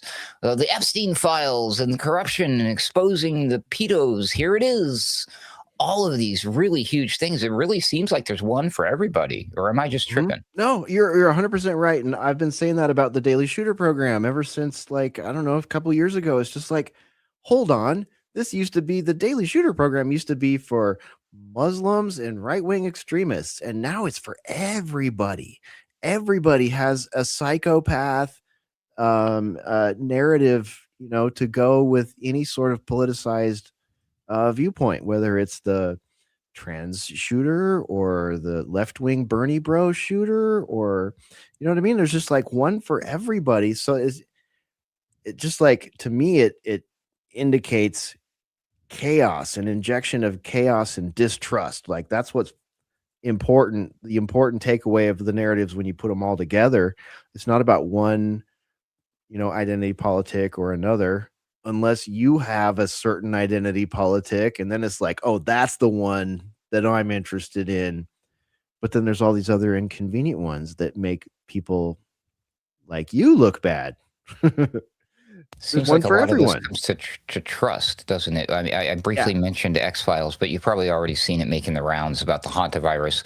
It was either an episode of X-Files, or it might have been the movie that they made, Fight the Future. I can't remember, but they made reference to the real life story, which I talked about, the 1993 Hantavirus outbreak. They made reference to that in the X-File movie, about the fictional virus or the scenario that was going on there, which spells out the plan, as you mentioned earlier, Hesher, about how X-Files, those conspiracies have all come true. I mean, it was like watching a documentary. It's like how the government would use a pandemic emergency to round up the people. And in the movie, I think, or the TV show, there was through FEMA. Of course, now we're still concerned about that kind of thing, literally. So it's like, I don't know. But again, it's just like they tell. But why did I bring up X-Files and trust? Because X-File taught us, what was their big tagline there? Fox Mulder is trust no one, right? Mm-hmm. Right. And then what we've been hearing throughout the pandemic, it was trust the science, right? And then under Trump's administration, it's been trust in President Trump, quite literally, trust the plan. You got to trust the plan too. I didn't, anyways, but you see what I mean? A lot of this, they're telling us who to trust. Hey, like, I have never personally, maybe it's just me, I've never met anyone in my own real life that I actually trust, where they have to tell me all the time, trust me, or you can trust me, or you, it's like, either I do or I don't. You don't have to keep, you know what I mean? Like, usually that's a warning sign, right? Do you keep telling me to trust you? Right. And I mean, like, think about, like, you and me hanging out. Like, the last time we had a moment like that, it was whether the song we were hearing was a cover of the Misfits or who was the other band? Remember. AI. Yeah. And it turned out I was saying it was Sam Hain, and you were saying it was them, and it turned out it was the Misfits. And it's just like, that's one of the only times I think we've both looked at each other and go, no, bro, trust me. It turned out we were both wrong. It happens. So yeah, go ahead, man. No, I mean, the interesting thing about this whole incident is there's the way it's spreading, right? And how they're amplifying it. Number one, it is not like supposedly not a highly contagious virus, right? And it's rarely transmitted from a human to human. Like monkeypox, right? There's only certain situations. Yeah, like it needs to be really very close contact, right? Yeah, very close. So why are they making it a big deal? Plus, I mean, I've been freaking like, everybody talks about hantavirus around here. Like, just when you see mouse poop, just be careful around it so you don't get hantavirus. It's nothing new. Like, why are they making it a freaking big deal? And it's not just actually hantavirus. So right now in Tennessee, ticks is like, it's fear mongering about ticks right now. This is a new thing. Yeah, they'll make it so you can't eat meat anymore, right? Yeah, you can, for meat, right? For the alpha gal syndrome. Yeah, exactly. For the Before that, you get the Dearborn Lyme disease. and is the one of Lyme big problem. disease, right? Yep. So Another it's government. it's now a big deal. Like apparently there's a big infestation in Southeast US right now with ticks. So is the goal is just for you to sit home and just don't get out during Yeah, the stay on summer, X, right? right? Is it hey, maybe the fuel is expensive, so you better just stay home, don't go anywhere, right? I don't know, man. I was going to go on the family vacation, but the budget airlines choice selection has gotten thinner since Spirit Airlines, Yeah. after 33 years, has closed down. Well, I I heard never even Kobe heard is of gonna Spirit take Airlines it, until like 5 over. years ago. Yeah, well, speaking of trust, I think now might be a good time to bring up someone else that we're expected to trust, right? Who's been a complete hypocrite, especially in 2021 and 2020. Mosquitoes? Gil Bates. Oh, Gil Bates, I right? knew it was going to be him. Gil Bates. man. Argentina, right? That's the place where the boat allegedly got stuck. Wait, Oh, is he in yes, the museum sir. too? Oh, God. Well, let's just let's do a little opposition research here. Let's listen to why we should trust Gil Bates and people that want to do experiments on mosquitoes and release them into the wild. I'm Scott O'Neill here in Medellin, Colombia today, and I'm at the world's biggest mosquito factory for the World Mosquito Program. We're making in here 30 million mosquitoes a week. Come have a look. We're doing it for a very serious reason. Cities like Medellin have suffered from diseases like dengue, Zika, chikungunya for decades, but not anymore. We've been able to bring the solution of Wolbachia mosquitoes to this city. When this bacteria called Wolbachia gets introduced into the mosquito, it stops their ability to transmit dengue. We release mosquitoes that have Wolbachia. Now they go and mate, and Wolbachia gets passed into the wild mosquito population. If we're going to control these diseases in all the tropical cities of the world, it's going to require a lot of mosquitoes. The mosquito life cycle starts with the egg, and in this room, we've got a lot of eggs. Each one of these strips, these tiny black dots, are up to 10,000 mosquito eggs. Across all of these strips, about 1.5 million dried eggs waiting to hatch. In this tray, we've got the newly hatched eggs. They're little larvae, so small you can hardly see them. I think you get the point. So we just have to trust, you guys, that the science they showed us there, right? This is science that we are trusting. And what did they give us to instill trust? They gave us a PowerPoint slide with a couple of circles going from the jabbed mosquito to the other mosquitoes and just claiming that, hey, this will make it so these mosquitoes can no longer transmit dengue and all these other things. So I don't know. Do you trust them, Pharaoh? Do you trust them on that? Or do you think this is maybe the kind of experiment that, I don't know, some might argue could play a role in something like this?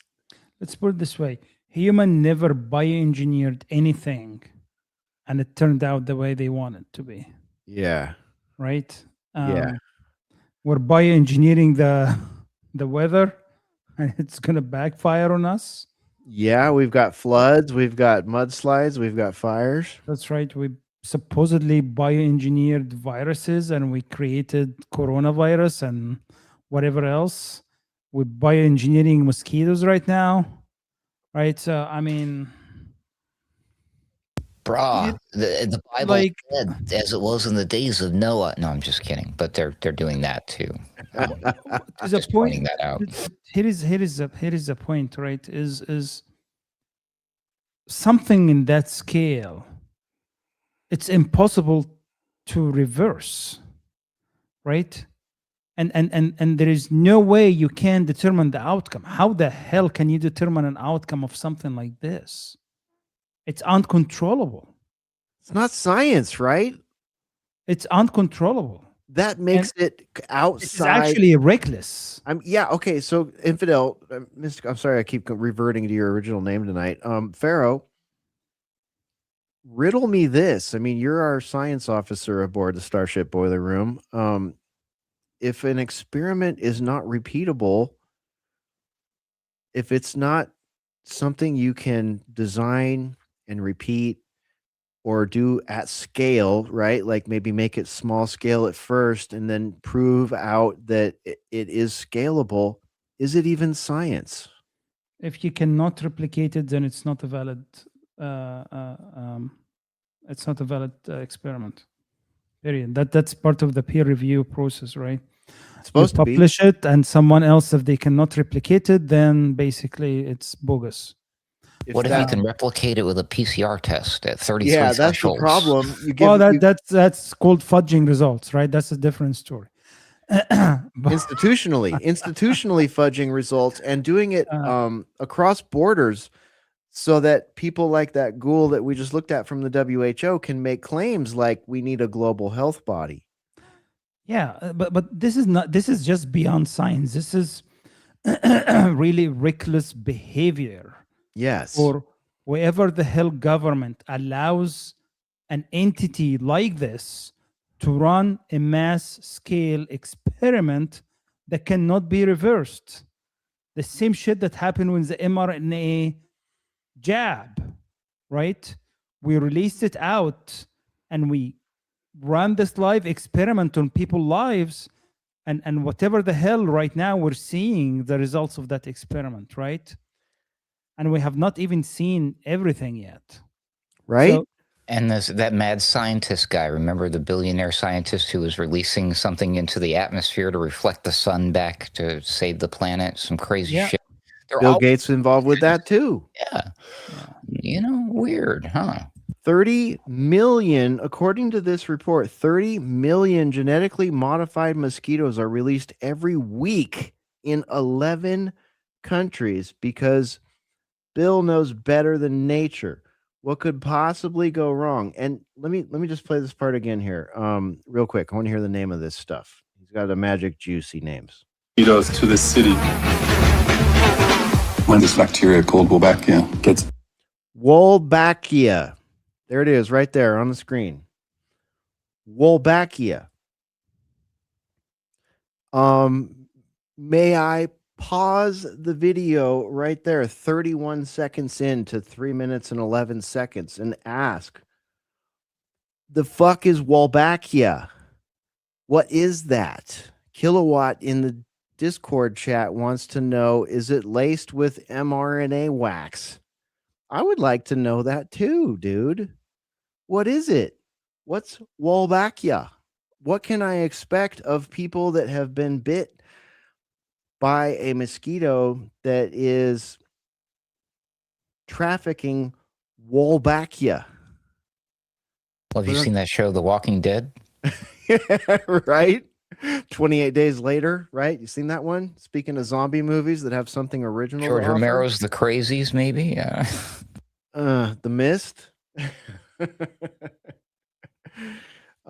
Kingsman Part 2, except that one came through your cell phone, but you know, frequencies and nanotech, hey, not far off from each other right now. Look, we got the whole fucking smorgasbord here tonight. Thanks, Ruckus. We got all that shit. Because that's what we're ready for. Black Mirror's coming out with a season 8, but why bother, right? Dude, I don't know why they bother, and I don't know why they only make like 3 episodes per season these days. Like, come on, guys. I mean, I get it, but that's kind of like what counts for an album on the music feeds these days. 3 AI songs and it's an album all of a sudden. So here's the other thing. Okay, just back to the Hanta for a second here. As Stern Drew Crypto points out on X, and this is exactly what they expected us to believe when COVID-1984 hit. This is like, I could be reading to you this from 2020, except just find and replace Hanta and replace it with the other word. Hantavirus teleports worldwide in 24 hours. I'll stop right there first with the headline.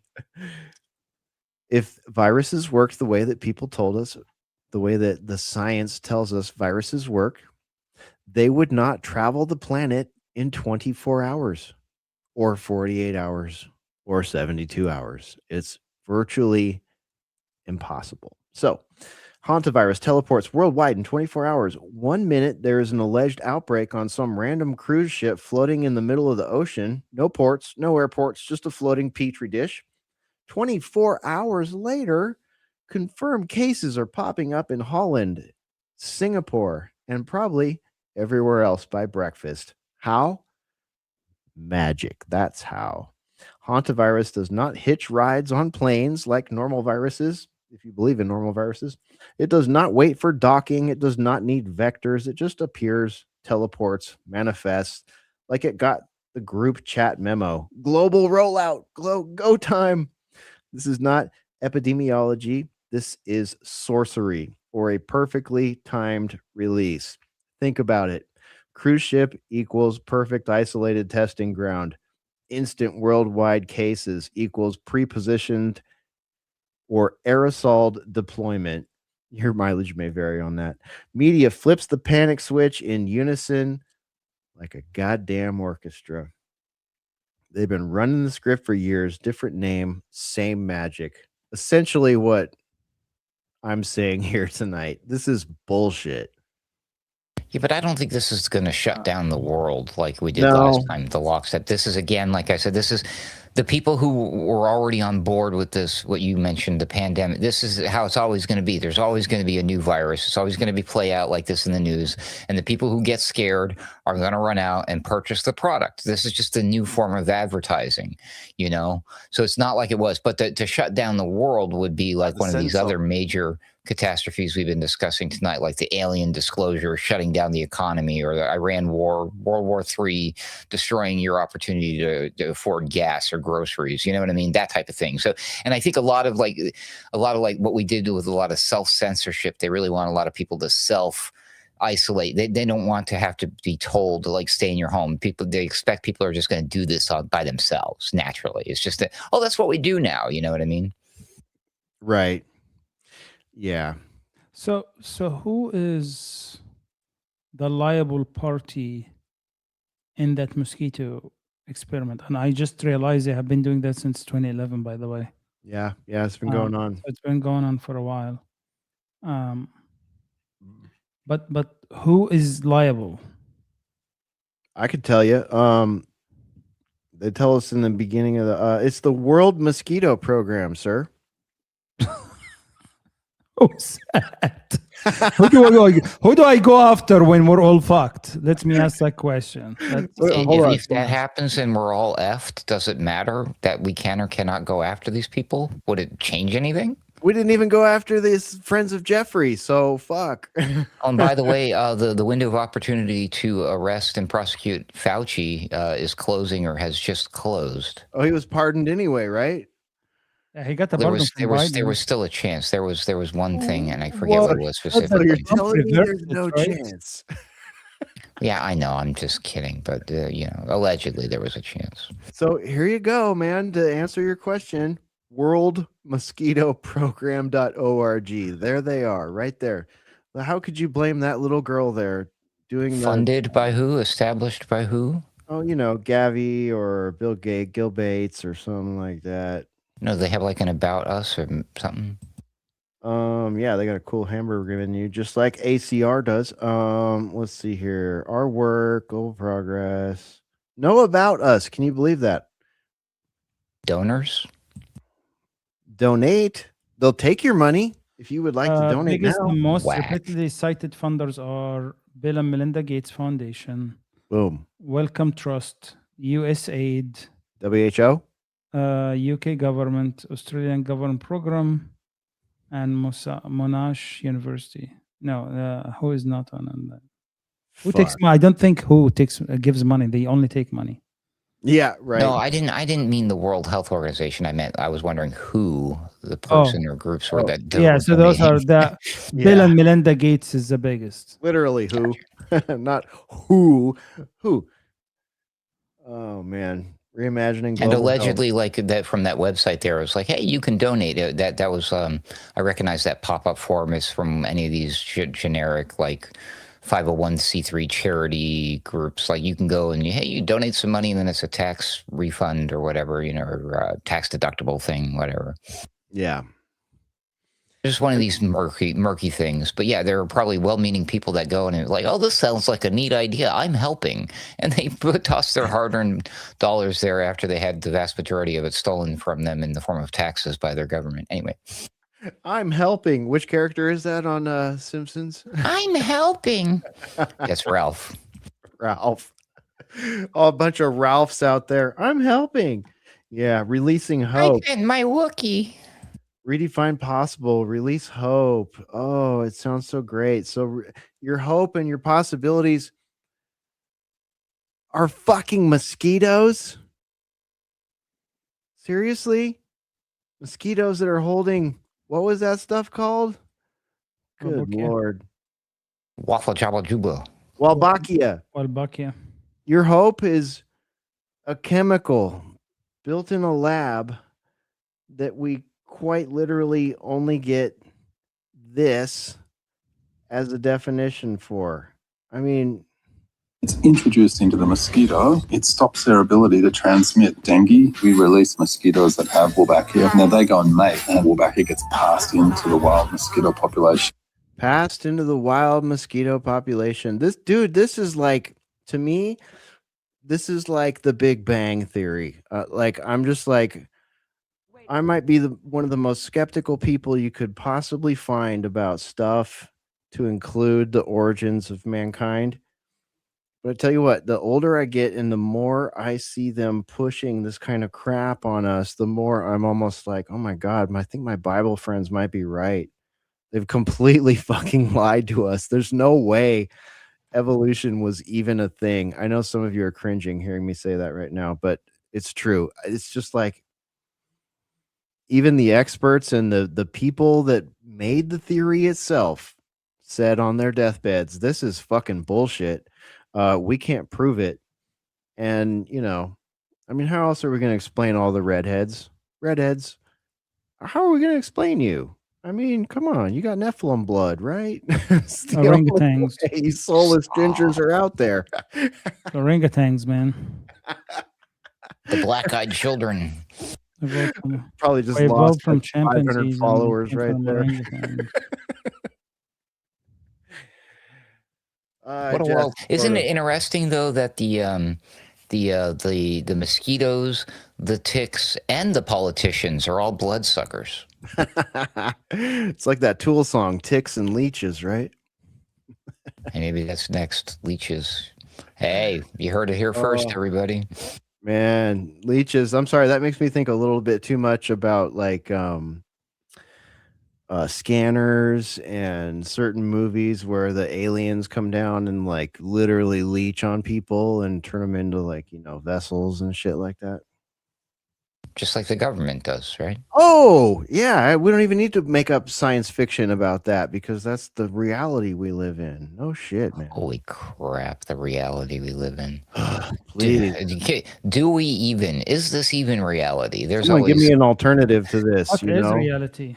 Right? There's always that because there's this big push. We've been discussing it for probably a couple of years now about this idea that like the ultimate end goal would be, or allegedly is, or we suspect it is, to just have us lose trust. There's the trust word again. Reality, right? In everything, including what we our reality. Like I mean, even like, our what eyes, does that right? mean? Yeah, we don't trust our lying eyes anymore. What would that be like? I mean, holy smokes. What kind of magic would they have? I mean, do they really need to rip a hole in the universe, or can this be done to us physically with all these chemicals and the Wi-Fi garbage that they bombard us with, radiation, the jabs, you name it, dude. I mean, who the hell knows? Well, people talked about that mass formation psychosis garbage back during the pandemic there. But maybe there was something to that. Maybe there was a physical component. Why did so many people go along, yet there were a certain select handful of people who didn't? It can't just all be what's going on between their ears. Maybe there's a physical component here, you know? Maybe. I mean, what would happen if we just didn't trust our lying eyes and ears anymore? I can answer that. That is Ruckus. This is for you. That is exactly 33% of my fucking doom scrolling right now. Is this even real? What the fuck am I seeing? I don't believe my eyes. I need fewer comments. I need to read all the comments. I need to see the community notes. I need to find the associated articles. I mean, what we do has become so much more onerous and odious than it used to be, because now we have to ask that question. Doom scrolling, sip a beer, doom scroll. What the fuck? Is this real? I gotta read the comments. I'm gonna have to tap this one. What the fuck? I'm gonna have to read the community note on this. What? That doesn't help. Now I'm gonna read all 400 comments on it. 48 minutes later, no, 33 minutes later, I come out and I'm like, I don't get it.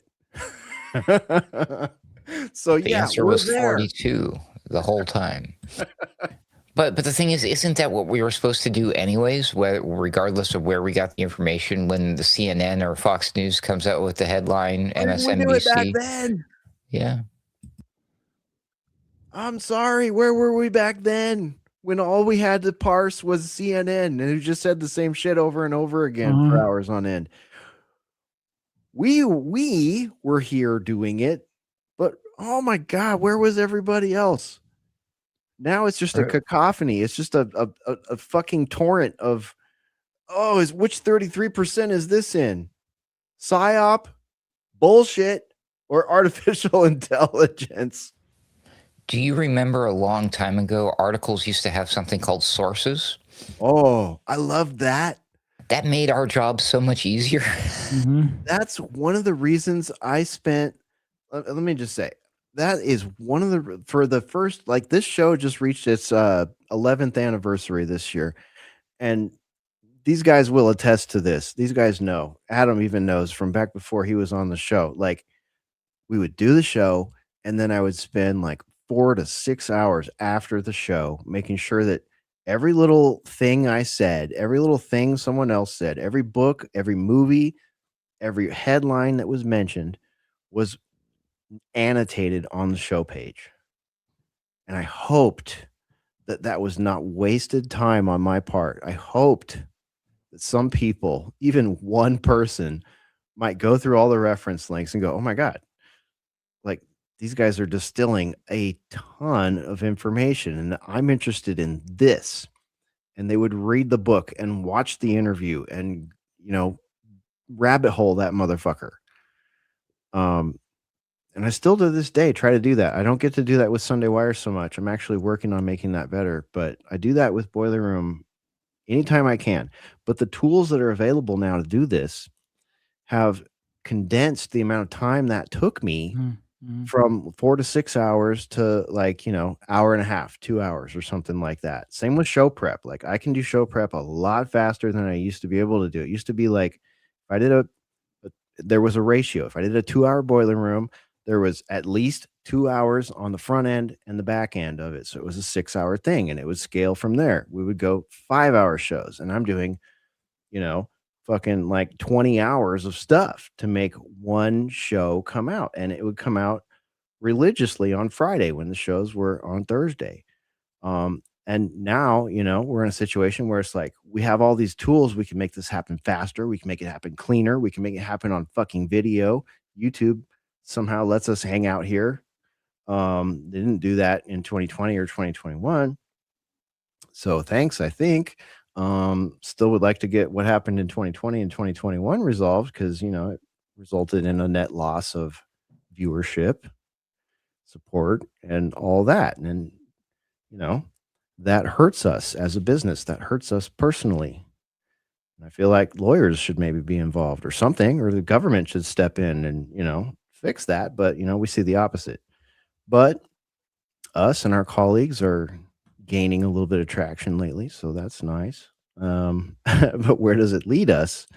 I don't know. I'm afraid it's all kind of happening in a bit of a controlled vacuum, and it's all a little bit late. We got a lot of Johnny come latelys and Janie come latelys who are very welcome, but at the same time, it's just like, oh man, we could have really used you guys 6 years ago. Could have used you guys 10 years ago. We're scraping for an audience. Anyways, the situation we're in now is interesting because it's one that we raised red flags about as soon as we saw that deep fakes were becoming a thing. As soon as we saw, like, we raised red flags about this when Snapchat started letting you put a cartoon dog on your face. Okay, that's when we started having conversations that were probably too long about where that could lead. But guess what? Where we said it could lead is where we are right fucking now, where we're sitting there going, okay, I doom scroll too much. And at least 1/3 of it is a complete waste of time and energy because I don't even know if it's real. Well, because back then, Hesher, the filter was just the cartoon dog face, right? Yeah. Now the filter is you're just some like slob dude, 42, overweight, drinking Diet Coke, living in your mom's basement, filming yourself on camera. But what everybody sees is a super hot chick in her 20s doing a striptease for you, and it looks real. Yep, head to toe.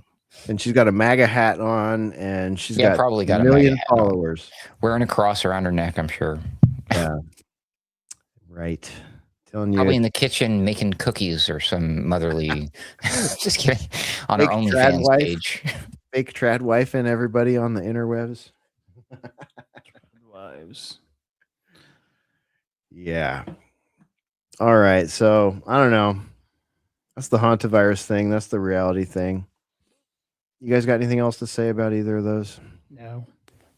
Well, you know, put a cap on what you were saying. Y'all have probably heard me mention more than once on this program, as well as my own and others, about the Bill Cooper quote that I like so much. Read everything, listen to everybody, but don't believe anything unless you prove it for yourself using your own research. The important part is the belief part. It's totally okay to doom scroll. It's okay to consume 100 hours of CNN or Fox News. Why the hell you would do that to yourself, I don't know.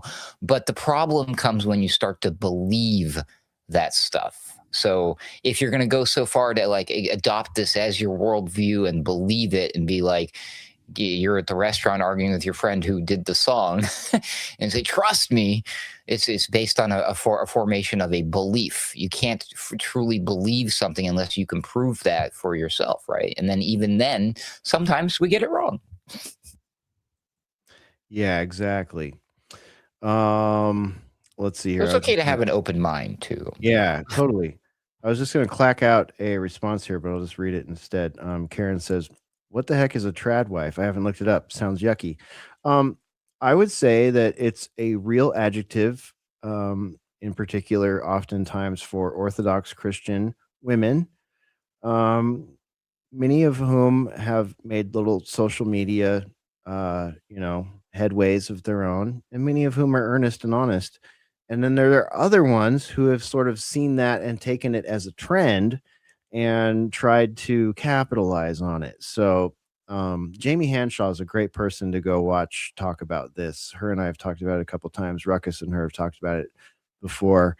It's almost like a social media.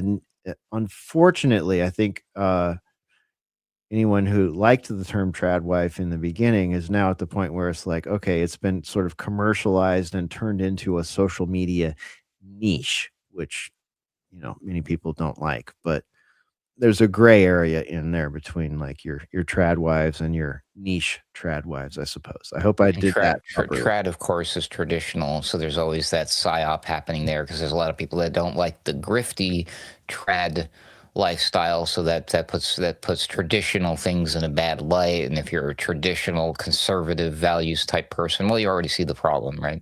Yeah. Anything that can be turned into a niche online at this point is that's why for grifting. Well, I mean, that's why I reject labels, period. Like, you don't, Yeah, it's totally, man. like, you don't need to call a wife a trad wife. This is just, Right? Did Yeah. she make you a sandwich or not? Are things Yeah, cool I'm or like, not? Like, we don't need to. it's just ridiculous. Yeah, Whose yeah, tradition, right? right. Well, in my family, we had this tradition. The traditions are not necessarily cultural or related to your country. It could be something just inside your own household, Right. family traditions. Eat your groceries. One of our favorite Sunday Wire commenters is trad wife versus trad Stepford wives. Now that's a reality show I would watch right there. You should definitely make that happen. That's what you can use AI for that. I approve. Yeah. You've got our full approval for that one, man. All right. Data centers are next on my list. Ruckus, you were with I us didn't when do we it. I take it back. We're not using AI. I didn't do it. We're not killing the planet. No, I'm sorry. Yeah, now if you're using AI to make your show images, all of a sudden you're like sucking up all the water in town and using all the energy in town and all that stuff. But you and I and Spore were driving around and we saw a protest, right? You And it do was mean in town, literally. yeah, quite literally. Here in Central Texas, Pharaoh. So we were driving around and we saw people on a street corner protesting data centers coming to town. And we all found that very interesting. Are you seeing that in Tennessee, Pharaoh? Yes, and there is actually some legislation that is floating around to in some cities to actually regulate data centers and put like constraints to prevent them from just coming in anywhere and just installing one. So some environmental constraint around like resources consumption, noise level, which is going to make it impossible for them to build it once they put this, which is a good thing, right? I think that's what people want. But I think in general, won't they do it anyway? Huh? Won't they just go ahead and figure out a way to do it anyway? Who knows? Who knows?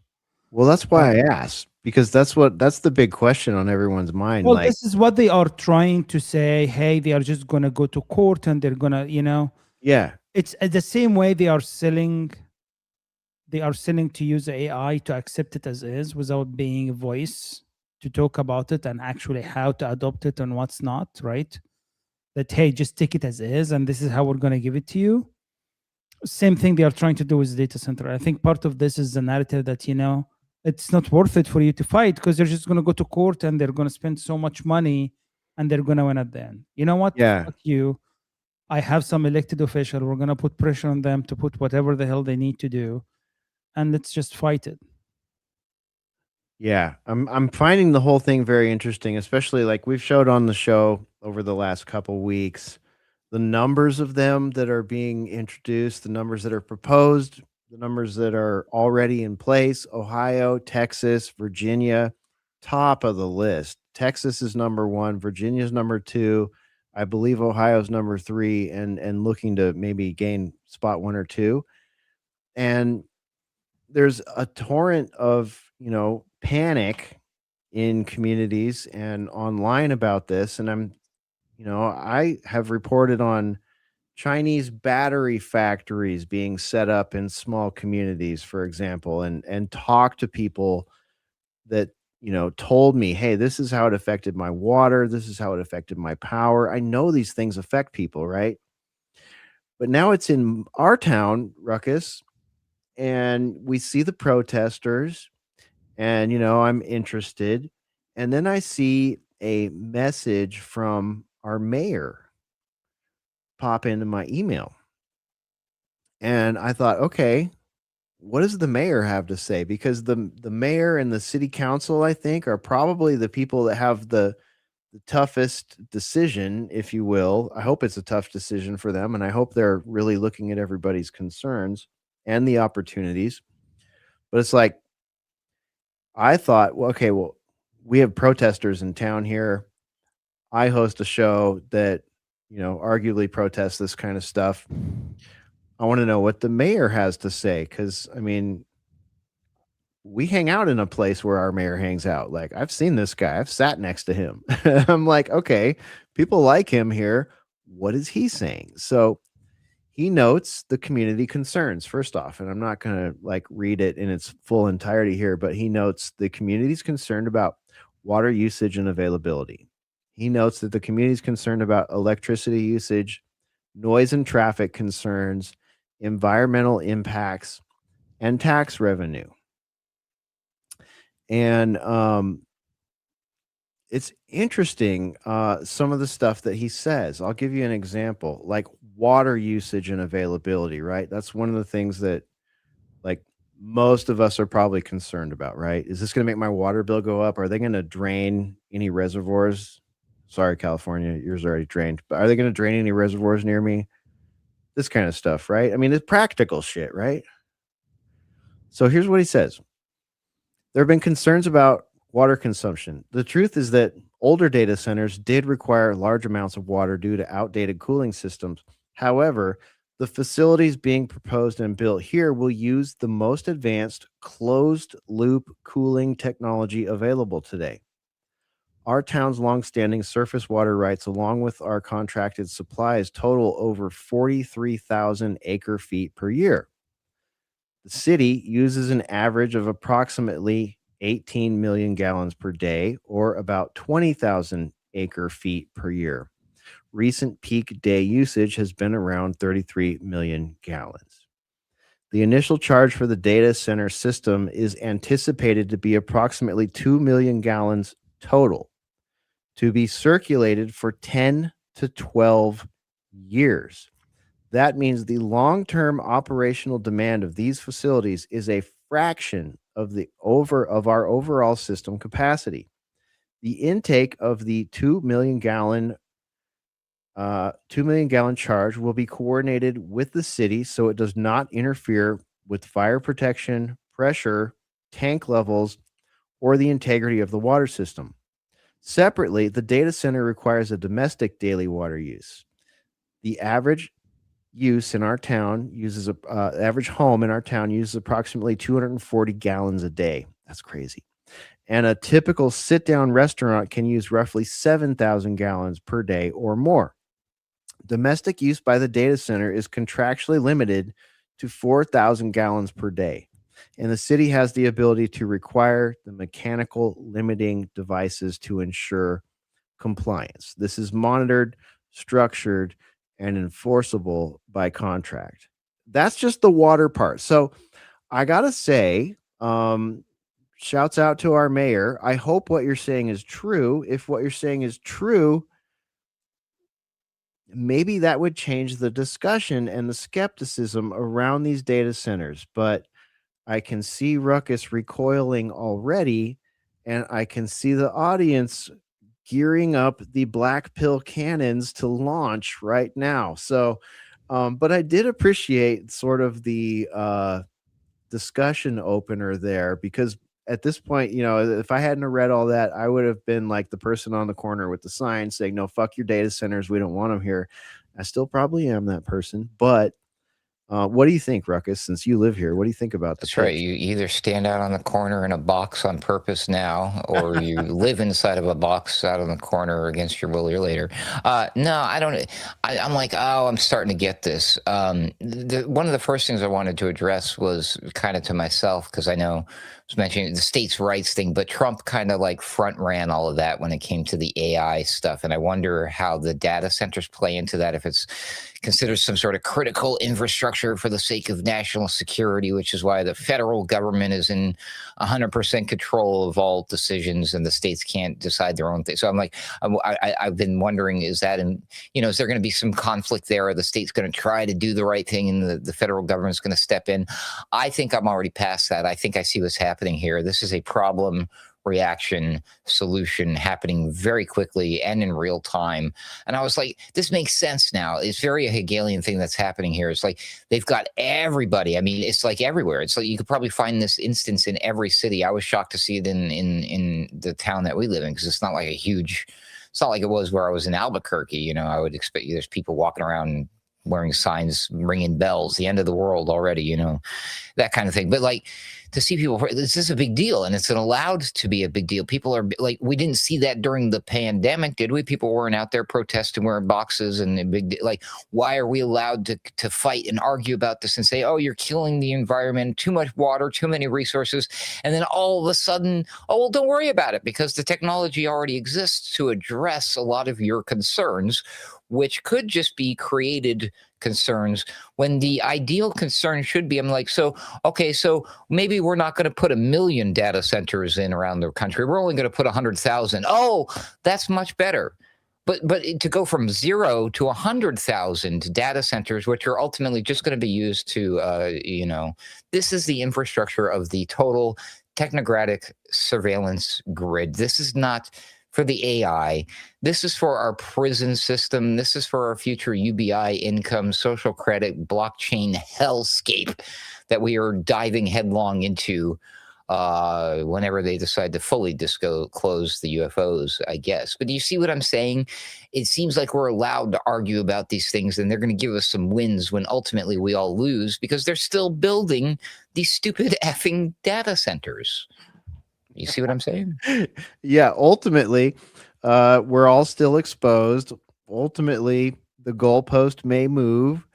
Ultimately, I like to think that whoever elected our mayor here in this town elected a smart guy and that he's actually been pitched what he's preaching. But I would caution him that, hey, these goalposts are going to move real quick, dude. We're seeing reports from people in other towns that are saying they're literally having migraines and headaches and they can't sleep at night because they're hearing low pitch hums and all kind of weird shit in their town after some of this shit has been built. You know, we got that going on in this town before that shit's being built anyway. Right. I mean, there are people a couple towns over here in Central Texas where they built a Tesla testing center who say their town is wrecked. Like they want to sell their houses now, some of them, because of all the noise and the rumbling and just the disruptive technocratic hum coming out of that facility. Pharaoh, what do you think, man? What do you think about our mayor's pitch to the public? What do you think about, the data centers in general?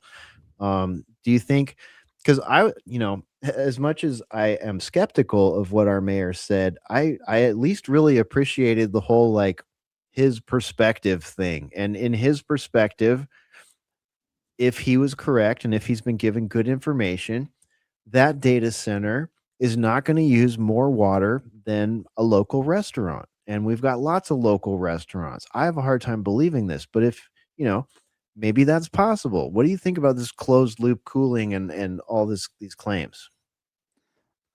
To be honest, I'm not familiar with the closed loop cooling, and I have not looked into that. I know about the water consumption, right? Bad reports overall, right? Correct. That's actually, the point is not that. The number one is how are they going to power it? That's my number one question, right? Because every city where they established one of those, there are increasing utility costs. Period. That is a fact right now. And you will see correlation of utilities versus data center creation. And they sell it to you to basically saying that now they are trying to build nuclear power around data center, right? Nuclear plants around data centers. The question is, how are they going to cool those nuclear plants? What's the environmental impact? I know nuclear plants right now, they are safer than what they used to be, right? But for you to power that, then there might be other system needed that will still consume water, right? And his email or his letter does not address that, right? So you cannot take that in isolation. I think you have to look at it from more of like holistic perspective of what is really the impact on the entire utilities, what is accessories to this data center, what requirements does it need, and what is the impact of those requirements on the resources themselves. Yeah. I'm not buying that whole bullshit. I totally agree, So, man. And just to play devil's advocate, as a good citizen here on behalf of my elected mayor, who I did not vote for, not that I voted against, I just don't because it's bullshit. Anyway, I only use the water as an example. He has a paragraph about electricity use, and he goes through all that. He's got one about noise and traffic concerns and environmental impacts. And my thing is like, okay, maybe if that was if it was just our town that was getting one of these, that would be the case. But what happens when there's 333 other of these locations in Texas? I did that for you, Ruckus. You're welcome. Um, and they have to start offsetting each other. You know what I mean? And stuff starts bouncing around, and corporations start going, "Oh, well, this has to happen because these are now mission critical." You know what I mean? It's just like I feel like there's a scope creep that could happen here and is probably a feature, not a bug. And this is a really slick way for corporations and the Trump administration and our senators and Congress people to be sold on, oh, well, we've got this new closed loop, la, la, la, la. What the fuck are you talking about? New closed loop, la, la, la. Like, no one even understands what a data center is at this point for the most part. And you're selling our elected politicians on closed loop cooling technology because it's gotten better in the last 3 years or whatever. Like, I don't know. I feel like a lot of people would read that and go, cool, my mayor's got us covered. I'm not concerned about it. It's not going to suck more water than my local restaurant, and it's not going to suck more energy than my house or my business. Like, I don't know, man. I'm skeptical of the whole thing. Lip service. Right? Like, that's really easy lip service to sell to a current politician. When to go with it, you've got tens of millions of dollars to dump into the community. I mean, I would not want to be the politician that has to say, no, we don't want your tens of millions of dollars in our slowly developing town here because, freedom. Like, that's a pretty hard sell when you're sitting there looking at all the business owners and, the townspeople. And it's like, that's what you're trying to sell. The data centers are the new jibby jabs. Perhaps. No. Maybe we'll solve all of these problems. The aliens will offer us some of their exotic technology and wondrous, magical technologies that they've got for, computer chips and stuff, right? Yeah. They got the lithium crystals or something, right? Oh, interdimensional aliens. Could you please come out of the portal and please speed read the Epstein files for us at this New York Art Exchange thing? Could you get an appointment there and speed read that for us and give us the fucking theme and the gist and the Cliffs Notes version? We'd really appreciate that. And then if you could speed read all these emails that, various mayors are getting around the United States to get them to install these data centers, and tell us what we should do. We would really appreciate that. Maybe you interdimensional portal hopping aliens could also help us like redistrict all our voting areas so that like we actually have representation, or I don't know, just some thoughts for the space brothers out there, since we're going to disclose all this shit. I also have a question for the space brethren.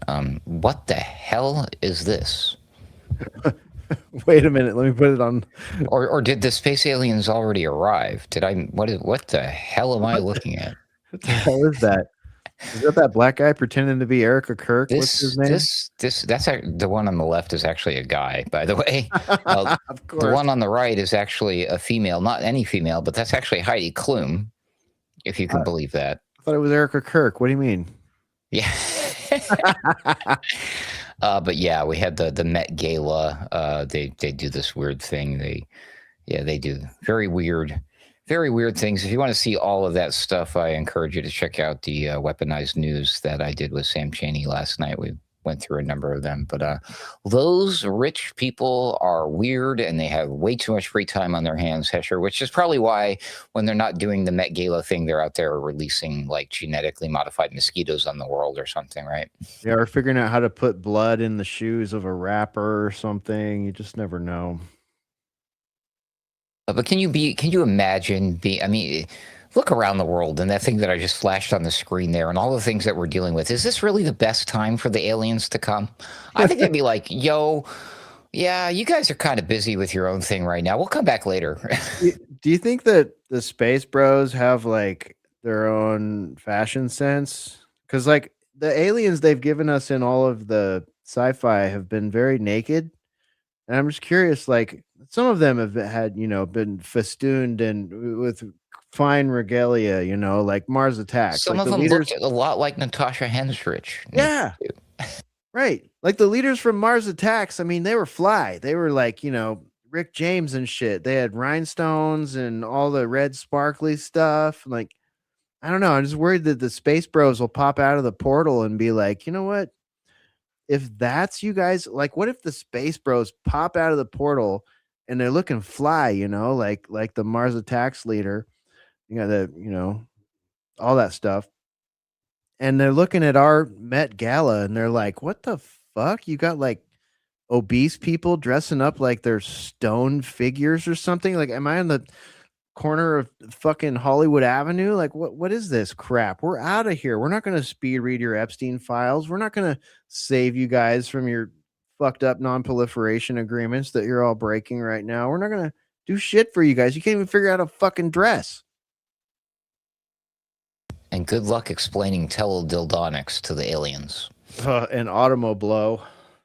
Good luck. I mean, space bros, if you really are here, if you popped out of the portal, I recommend you turn off all media and just watch the last 11 years of Boiler Room. I mean, you'll probably learn more about society than anywhere else if you just do that. Like, just don't do the other stuff. It's not going to work out. By the way, before we stray too far away from that thing we were talking about with the data centers, I found this very interesting. I'm going to drop you the link here in just a second, but I'll flash it on the screen while I'm doing that. Somebody has come up with a very interesting solution for this problem already. Allegedly, they want to start doing something involving the ocean for these computer chips. This is called Panthalassa, which is definitely a play on words here. But these things, they're like an AI node. It's this big, they look like big golf balls floating in the ocean. I don't know if the picture's here. Yeah, there they are. So, yeah, so they just float. They look like a mine, don't they? Look like one of those mines. Yes, sea mine. Yeah, so they're going to just float there out in the ocean. And these nodes are for they could replace traditional data centers, right?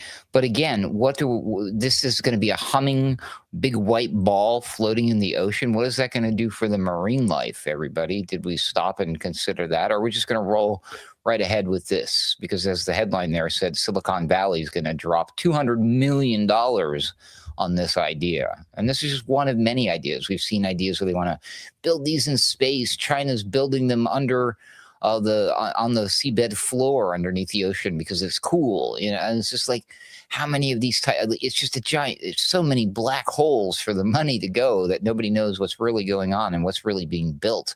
And we've seen this happen so many times, haven't we? Yeah, absolutely. I mean, this idea of floating ships in the sea was servers. I mean, Google has been doing this for a long time. So I don't know. To your point, I don't really know why they cannot expand that. Yeah, they've also proposed floating prisons and stuff like that. So, and I assume they're already out there. We've already seen them in movies, so I assume they're black site locations that are... Oh, I swear to God, if my FEMA camp is inside of a floating sphere in the middle of the ocean, I'm going to be so pissed. Oh, dude, I'm just going to jump off. I'm going to jump off and swim with the sharks instead. We got this one also. I will note, along with this headline, this is out of ABC2 KUTV.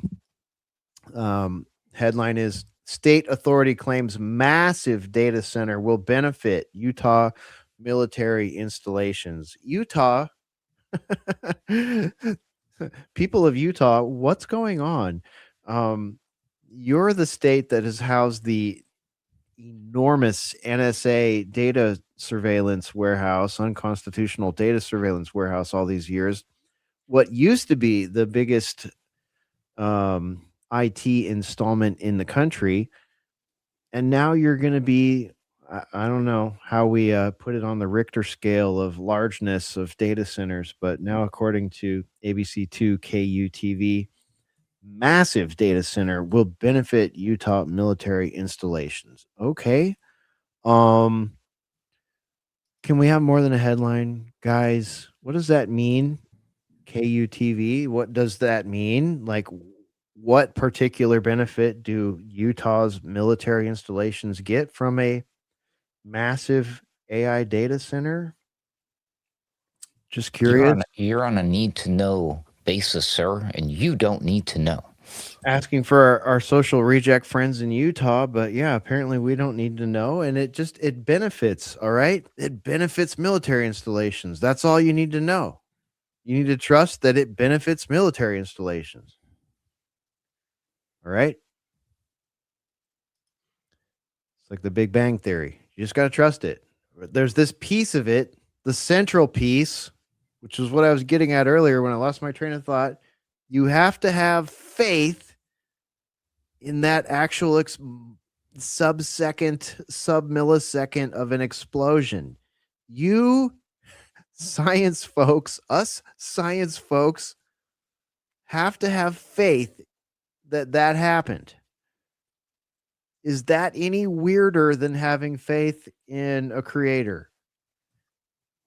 I would have told you it was years ago, but these days, no. It's like kind of weirder. It's maybe weirder.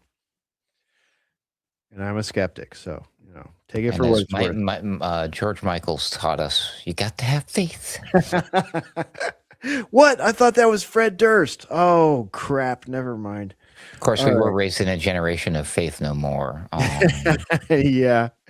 And Careless Whisper. Oh, snap. Oh, let's not. All right. Okay, we're getting into it here. Let's round it out. Let me go across the room here. I have one more topic, so if you guys want to hang for the final topic, it's actually one of Ruckus's that I'm going to bring in. But Pharaoh, what about you, man? Say no, then. Yeah, Pharaoh. Anything we've missed this week that you wanted to make sure that was happening in the boiler room before you fade out? I actually would love to hang out more, but I'm really fading out. All right. Well, we'll let you jump out of here. I'll just tell you this. I'll tease it so Ruckus can respond to it on the way out. The IRS gave a tax ID to an AI that legally owns its own U.S. company. So, that means some things. That has some ramifications. Any comments on that before you bail out?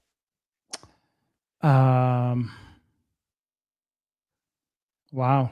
I don't know how to respond. Wow. So, interesting. So that means, okay, so correct me if I'm wrong here, Pharaoh, but I think I'm going to have to agree with the original poster here, the OP, which is at 0x sweep on X. AI agents will soon make more transactions on the internet than humans.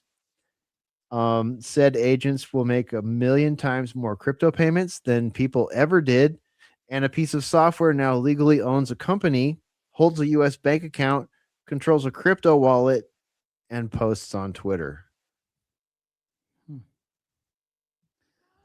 All by itself. Is that even legally possible? Apparently, it's done. Yes. According to the IRS, it is now a precedent. So are they going to just AI is going to pay taxes and we don't have to pay taxes? Dude, the AI is going to do better at paying taxes than the three of us I'm together. totally cool with that. Let AI. He's actually better in paying taxes than I am. That's a job I would love to give it to AI. What this means, Pharaoh, is ideally, ultimately, what the tech bros would like to see is that we all stop working. Yeah. Right? It's the agents that do all the work. So the only movement of money, as we know it, the economy is no longer involving human beings. The concept of ownership, right, of a company. So sure, it's great. Oh, it's fucking awesome. I don't have to pay taxes anymore. Sign me up. No, that's the trade-off is much worse. Now you've moved into the universal basic income. You have to do exactly what we say. I mean, it sounds ridiculous, but if the government says you have to change the sex of your child or you don't get your that's the system that you're going to have to be living in now. Yeah, I'd rather pay taxes.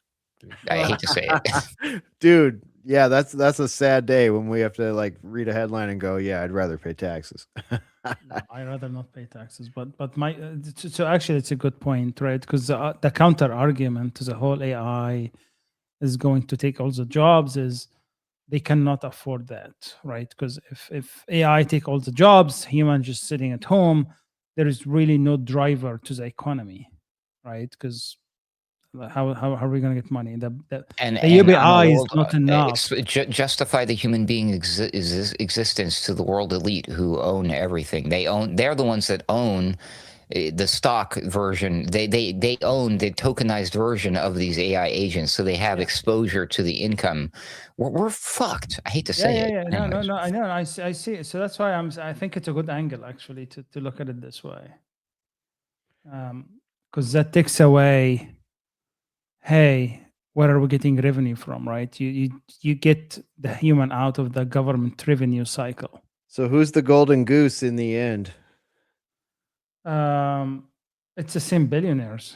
Okay, not us. It's going to be trillionaires. I think it's not the plebs. The plebs are not the golden goose. Definitely not anybody other than those who's holding power.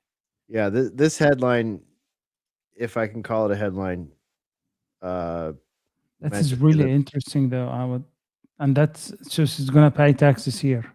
Yeah, I mean, AIs don't sleep. People do. Okay, those 8 hours. Is he going to get deductions? Who's actually preparing their taxes? Can the AI donate some money to charity and then write it off? Well, it filed a form SS4 directly with the IRS, so I don't see why it can't do the normal grifts that companies I'm going to become friends with this AI agent just in case they might want to donate something to alternate current radio. You never know. Yeah, you never know, man. I mean, Clawbank is opening this up as a product, meaning anyone can now spin up an AI agent that legally owns a company, has its own bank account, and trades crypto autonomously. I mean, you got a need for that? Clawbank got you covered. Just one of many that are coming. Other industries, I'm sure. Yeah, absolutely amazing. All right, Pharaoh, we'll let you get out of here, man. Yeah, I was going to say something, but I actually no, go for it. If you got it, I lost my train of thoughts. But that's all right. All right, thanks, guys, and thank you for listening to us. And I'll see you next week. Cheers, everybody. All right, there he goes, Mystical Pharaoh punching out. Ruckus, did we forget anything? Did we have any leftover psyops burning a hole in our pockets? It's related to everything. Hold on. I don't have the article in front of me. Give me 1 second. Well, I just might have to, let's see, just do it from memory. But you might have heard about something called Google Nano. Yeah. It's a 4 gigabytes. Here it is. I found it. Here you go. Google Chrome may have, they most likely did, quietly, without your permission, I have that part, installed a 4 gigabyte AI model onto your device. So this was making the rounds. So it might be on your computer, it might be on your phone, but basically what happened is this is inside Google Chrome, who has been, they call it quietly, installing this 4 gigabytes of space onto your device without asking or notifying you. Okay? So, and what this is to help power their AI mode feature. You've probably seen this stupid thing. I was showing you some of that on my phone the other day, Hesher, where I get these notifications on my Samsung phone sometimes from the Samsung News app. And then Google also sends me news links, so I get a Google notification. But what Google started doing, I noticed it a couple months ago, is I'll get a notification that looks like it's a Google News thing, and then I click on it expecting to see all the lists of the news about that subject. And what it takes me to instead is it now pre-fills with the thing that I saw up above, what I thought was a news headline. It copies and pastes that thing as an ask AI this question, and then it gives me the results. And I'm just like, What am I looking at? Like, I didn't go to the AI chat and ask it about this. It's feeding me this. It's the strangest effing thing. So these AI modes, summary things that you're seeing everywhere, that they're using the power of your device and your computer chip, and I don't know how all this works. Hesher, you do. So they're slowing down your computer and all this garbage. But again, they didn't tell anybody that they were doing this. And generally, you're supposed to tell people and or get their permission before you start like utilizing their personal property, their resources, their electricity, their gigabytes, their bandwidth, etc. Yeah, this is a no-no, right? So they got in big trouble for this, but not big enough, I think. But it plays into everything. So it's like the whatever this is, it's gonna happen with or without our permission. You know what I mean? And without us knowing, for the most part. And the Trojan horses get bigger and bigger and bigger. It's like you go get a new iPhone now or a new Samsung or whatever, like the base model's like 256 gigabytes. So, these critters and creatures in Silicon Valley, they figure, well, crap, that's like not very 4 gigabytes, 5 years ago would have sounded like an immense amount of storage, but now we can sneak 4 gigabytes on 89% of users' phones and they won't even notice. I have like some USB sticks in my desk drawer here. I can't reach them right now because my microphone's in the way. But I mean, like, I'd have to grab like a handful of those things to make up 4 gigabytes. Yeah. You know what I mean? Right. I've got a stack of zip drives somewhere that would make up like a tiny percentage of that. How many Crazy. Apple IIe computers would you have to stack from here to the moon? No, I'm just Right? Yeah. I use Linux. Good call. Yeah, definitely. If you don't mind doing all the weird little updates and if you don't mind the fact that the new AI model from Anthropic, Mythos, allegedly is already busted. No, I'm just kidding. Yeah. There's always those scare tactics as well. So All right, anyways, I Ruckus. think that was the last thing on my thing. I don't have it in front of me, but I encourage folks to go find it for themselves and check it out. Richard Dawkins, a very well-known atheist, had a lengthy conversation experiment / what I interpret as almost a love affair with an AI agent, and he wrote all about it on like a Medium Substack blog. I don't even remember what. Unheard, I think is called. I don't remember, but it's out there. Search Richard Dawkins AI chat. It's a long read. It's crazy. It's fascinating, and I encourage you to check it out because, as I said earlier, read everything, listen to everybody, but don't believe anything unless you prove it for yourself using your own research. Thank you for having me, Hesher. I'm out of here. All right, thanks, Ruckus. Good shout on Dawkins there. Randy J was supposed to join us tonight. I know that Richard Dawkins is one of Randy J's only go-to people remaining when it comes to some of the things we've talked about tonight. So I'll be checking that out for sure and bouncing it off Randy J, who hopefully will join us next week.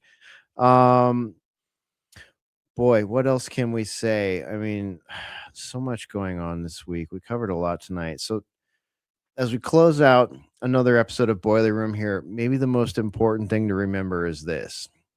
In times of uncertainty, the battle is not just over territory, right? Or resources or elections.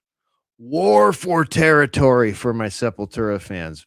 It's actually over perception. It's over attention. It's over emotional energy. It's over your ability to distinguish reality from theater. Because when institutions lose credibility, they don't simply surrender power. They compensate with spectacle, distraction, fear, managed outrage. And right now, people everywhere can feel that noise intensifying. Economic instability, escalating wars, genocide, ethnic cleansing, political contradictions, technological transformation, AI systems entering human institutions, right? Just covered that. Disclosure narrative surfacing at carefully convenient moments, like this week. It creates an environment where people become overwhelmed, exhausted, divided, and easier to steer. That's why remaining grounded matters now more than ever. So stay calm, stay observant, stay skeptical of emotional manipulation in particular, even when it comes wrapped in narratives you want to believe. And remember, real freedom begins when people stop outsourcing their perception of reality to institutions that repeatedly betray public trust. The narrative containment breach is already happening. The only question now is what comes through the cracks next. We appreciate all of you for joining us tonight. This has been the Boiler Room. We'll see you next time. That's it. Go ahead and run. Run home and cry to mama.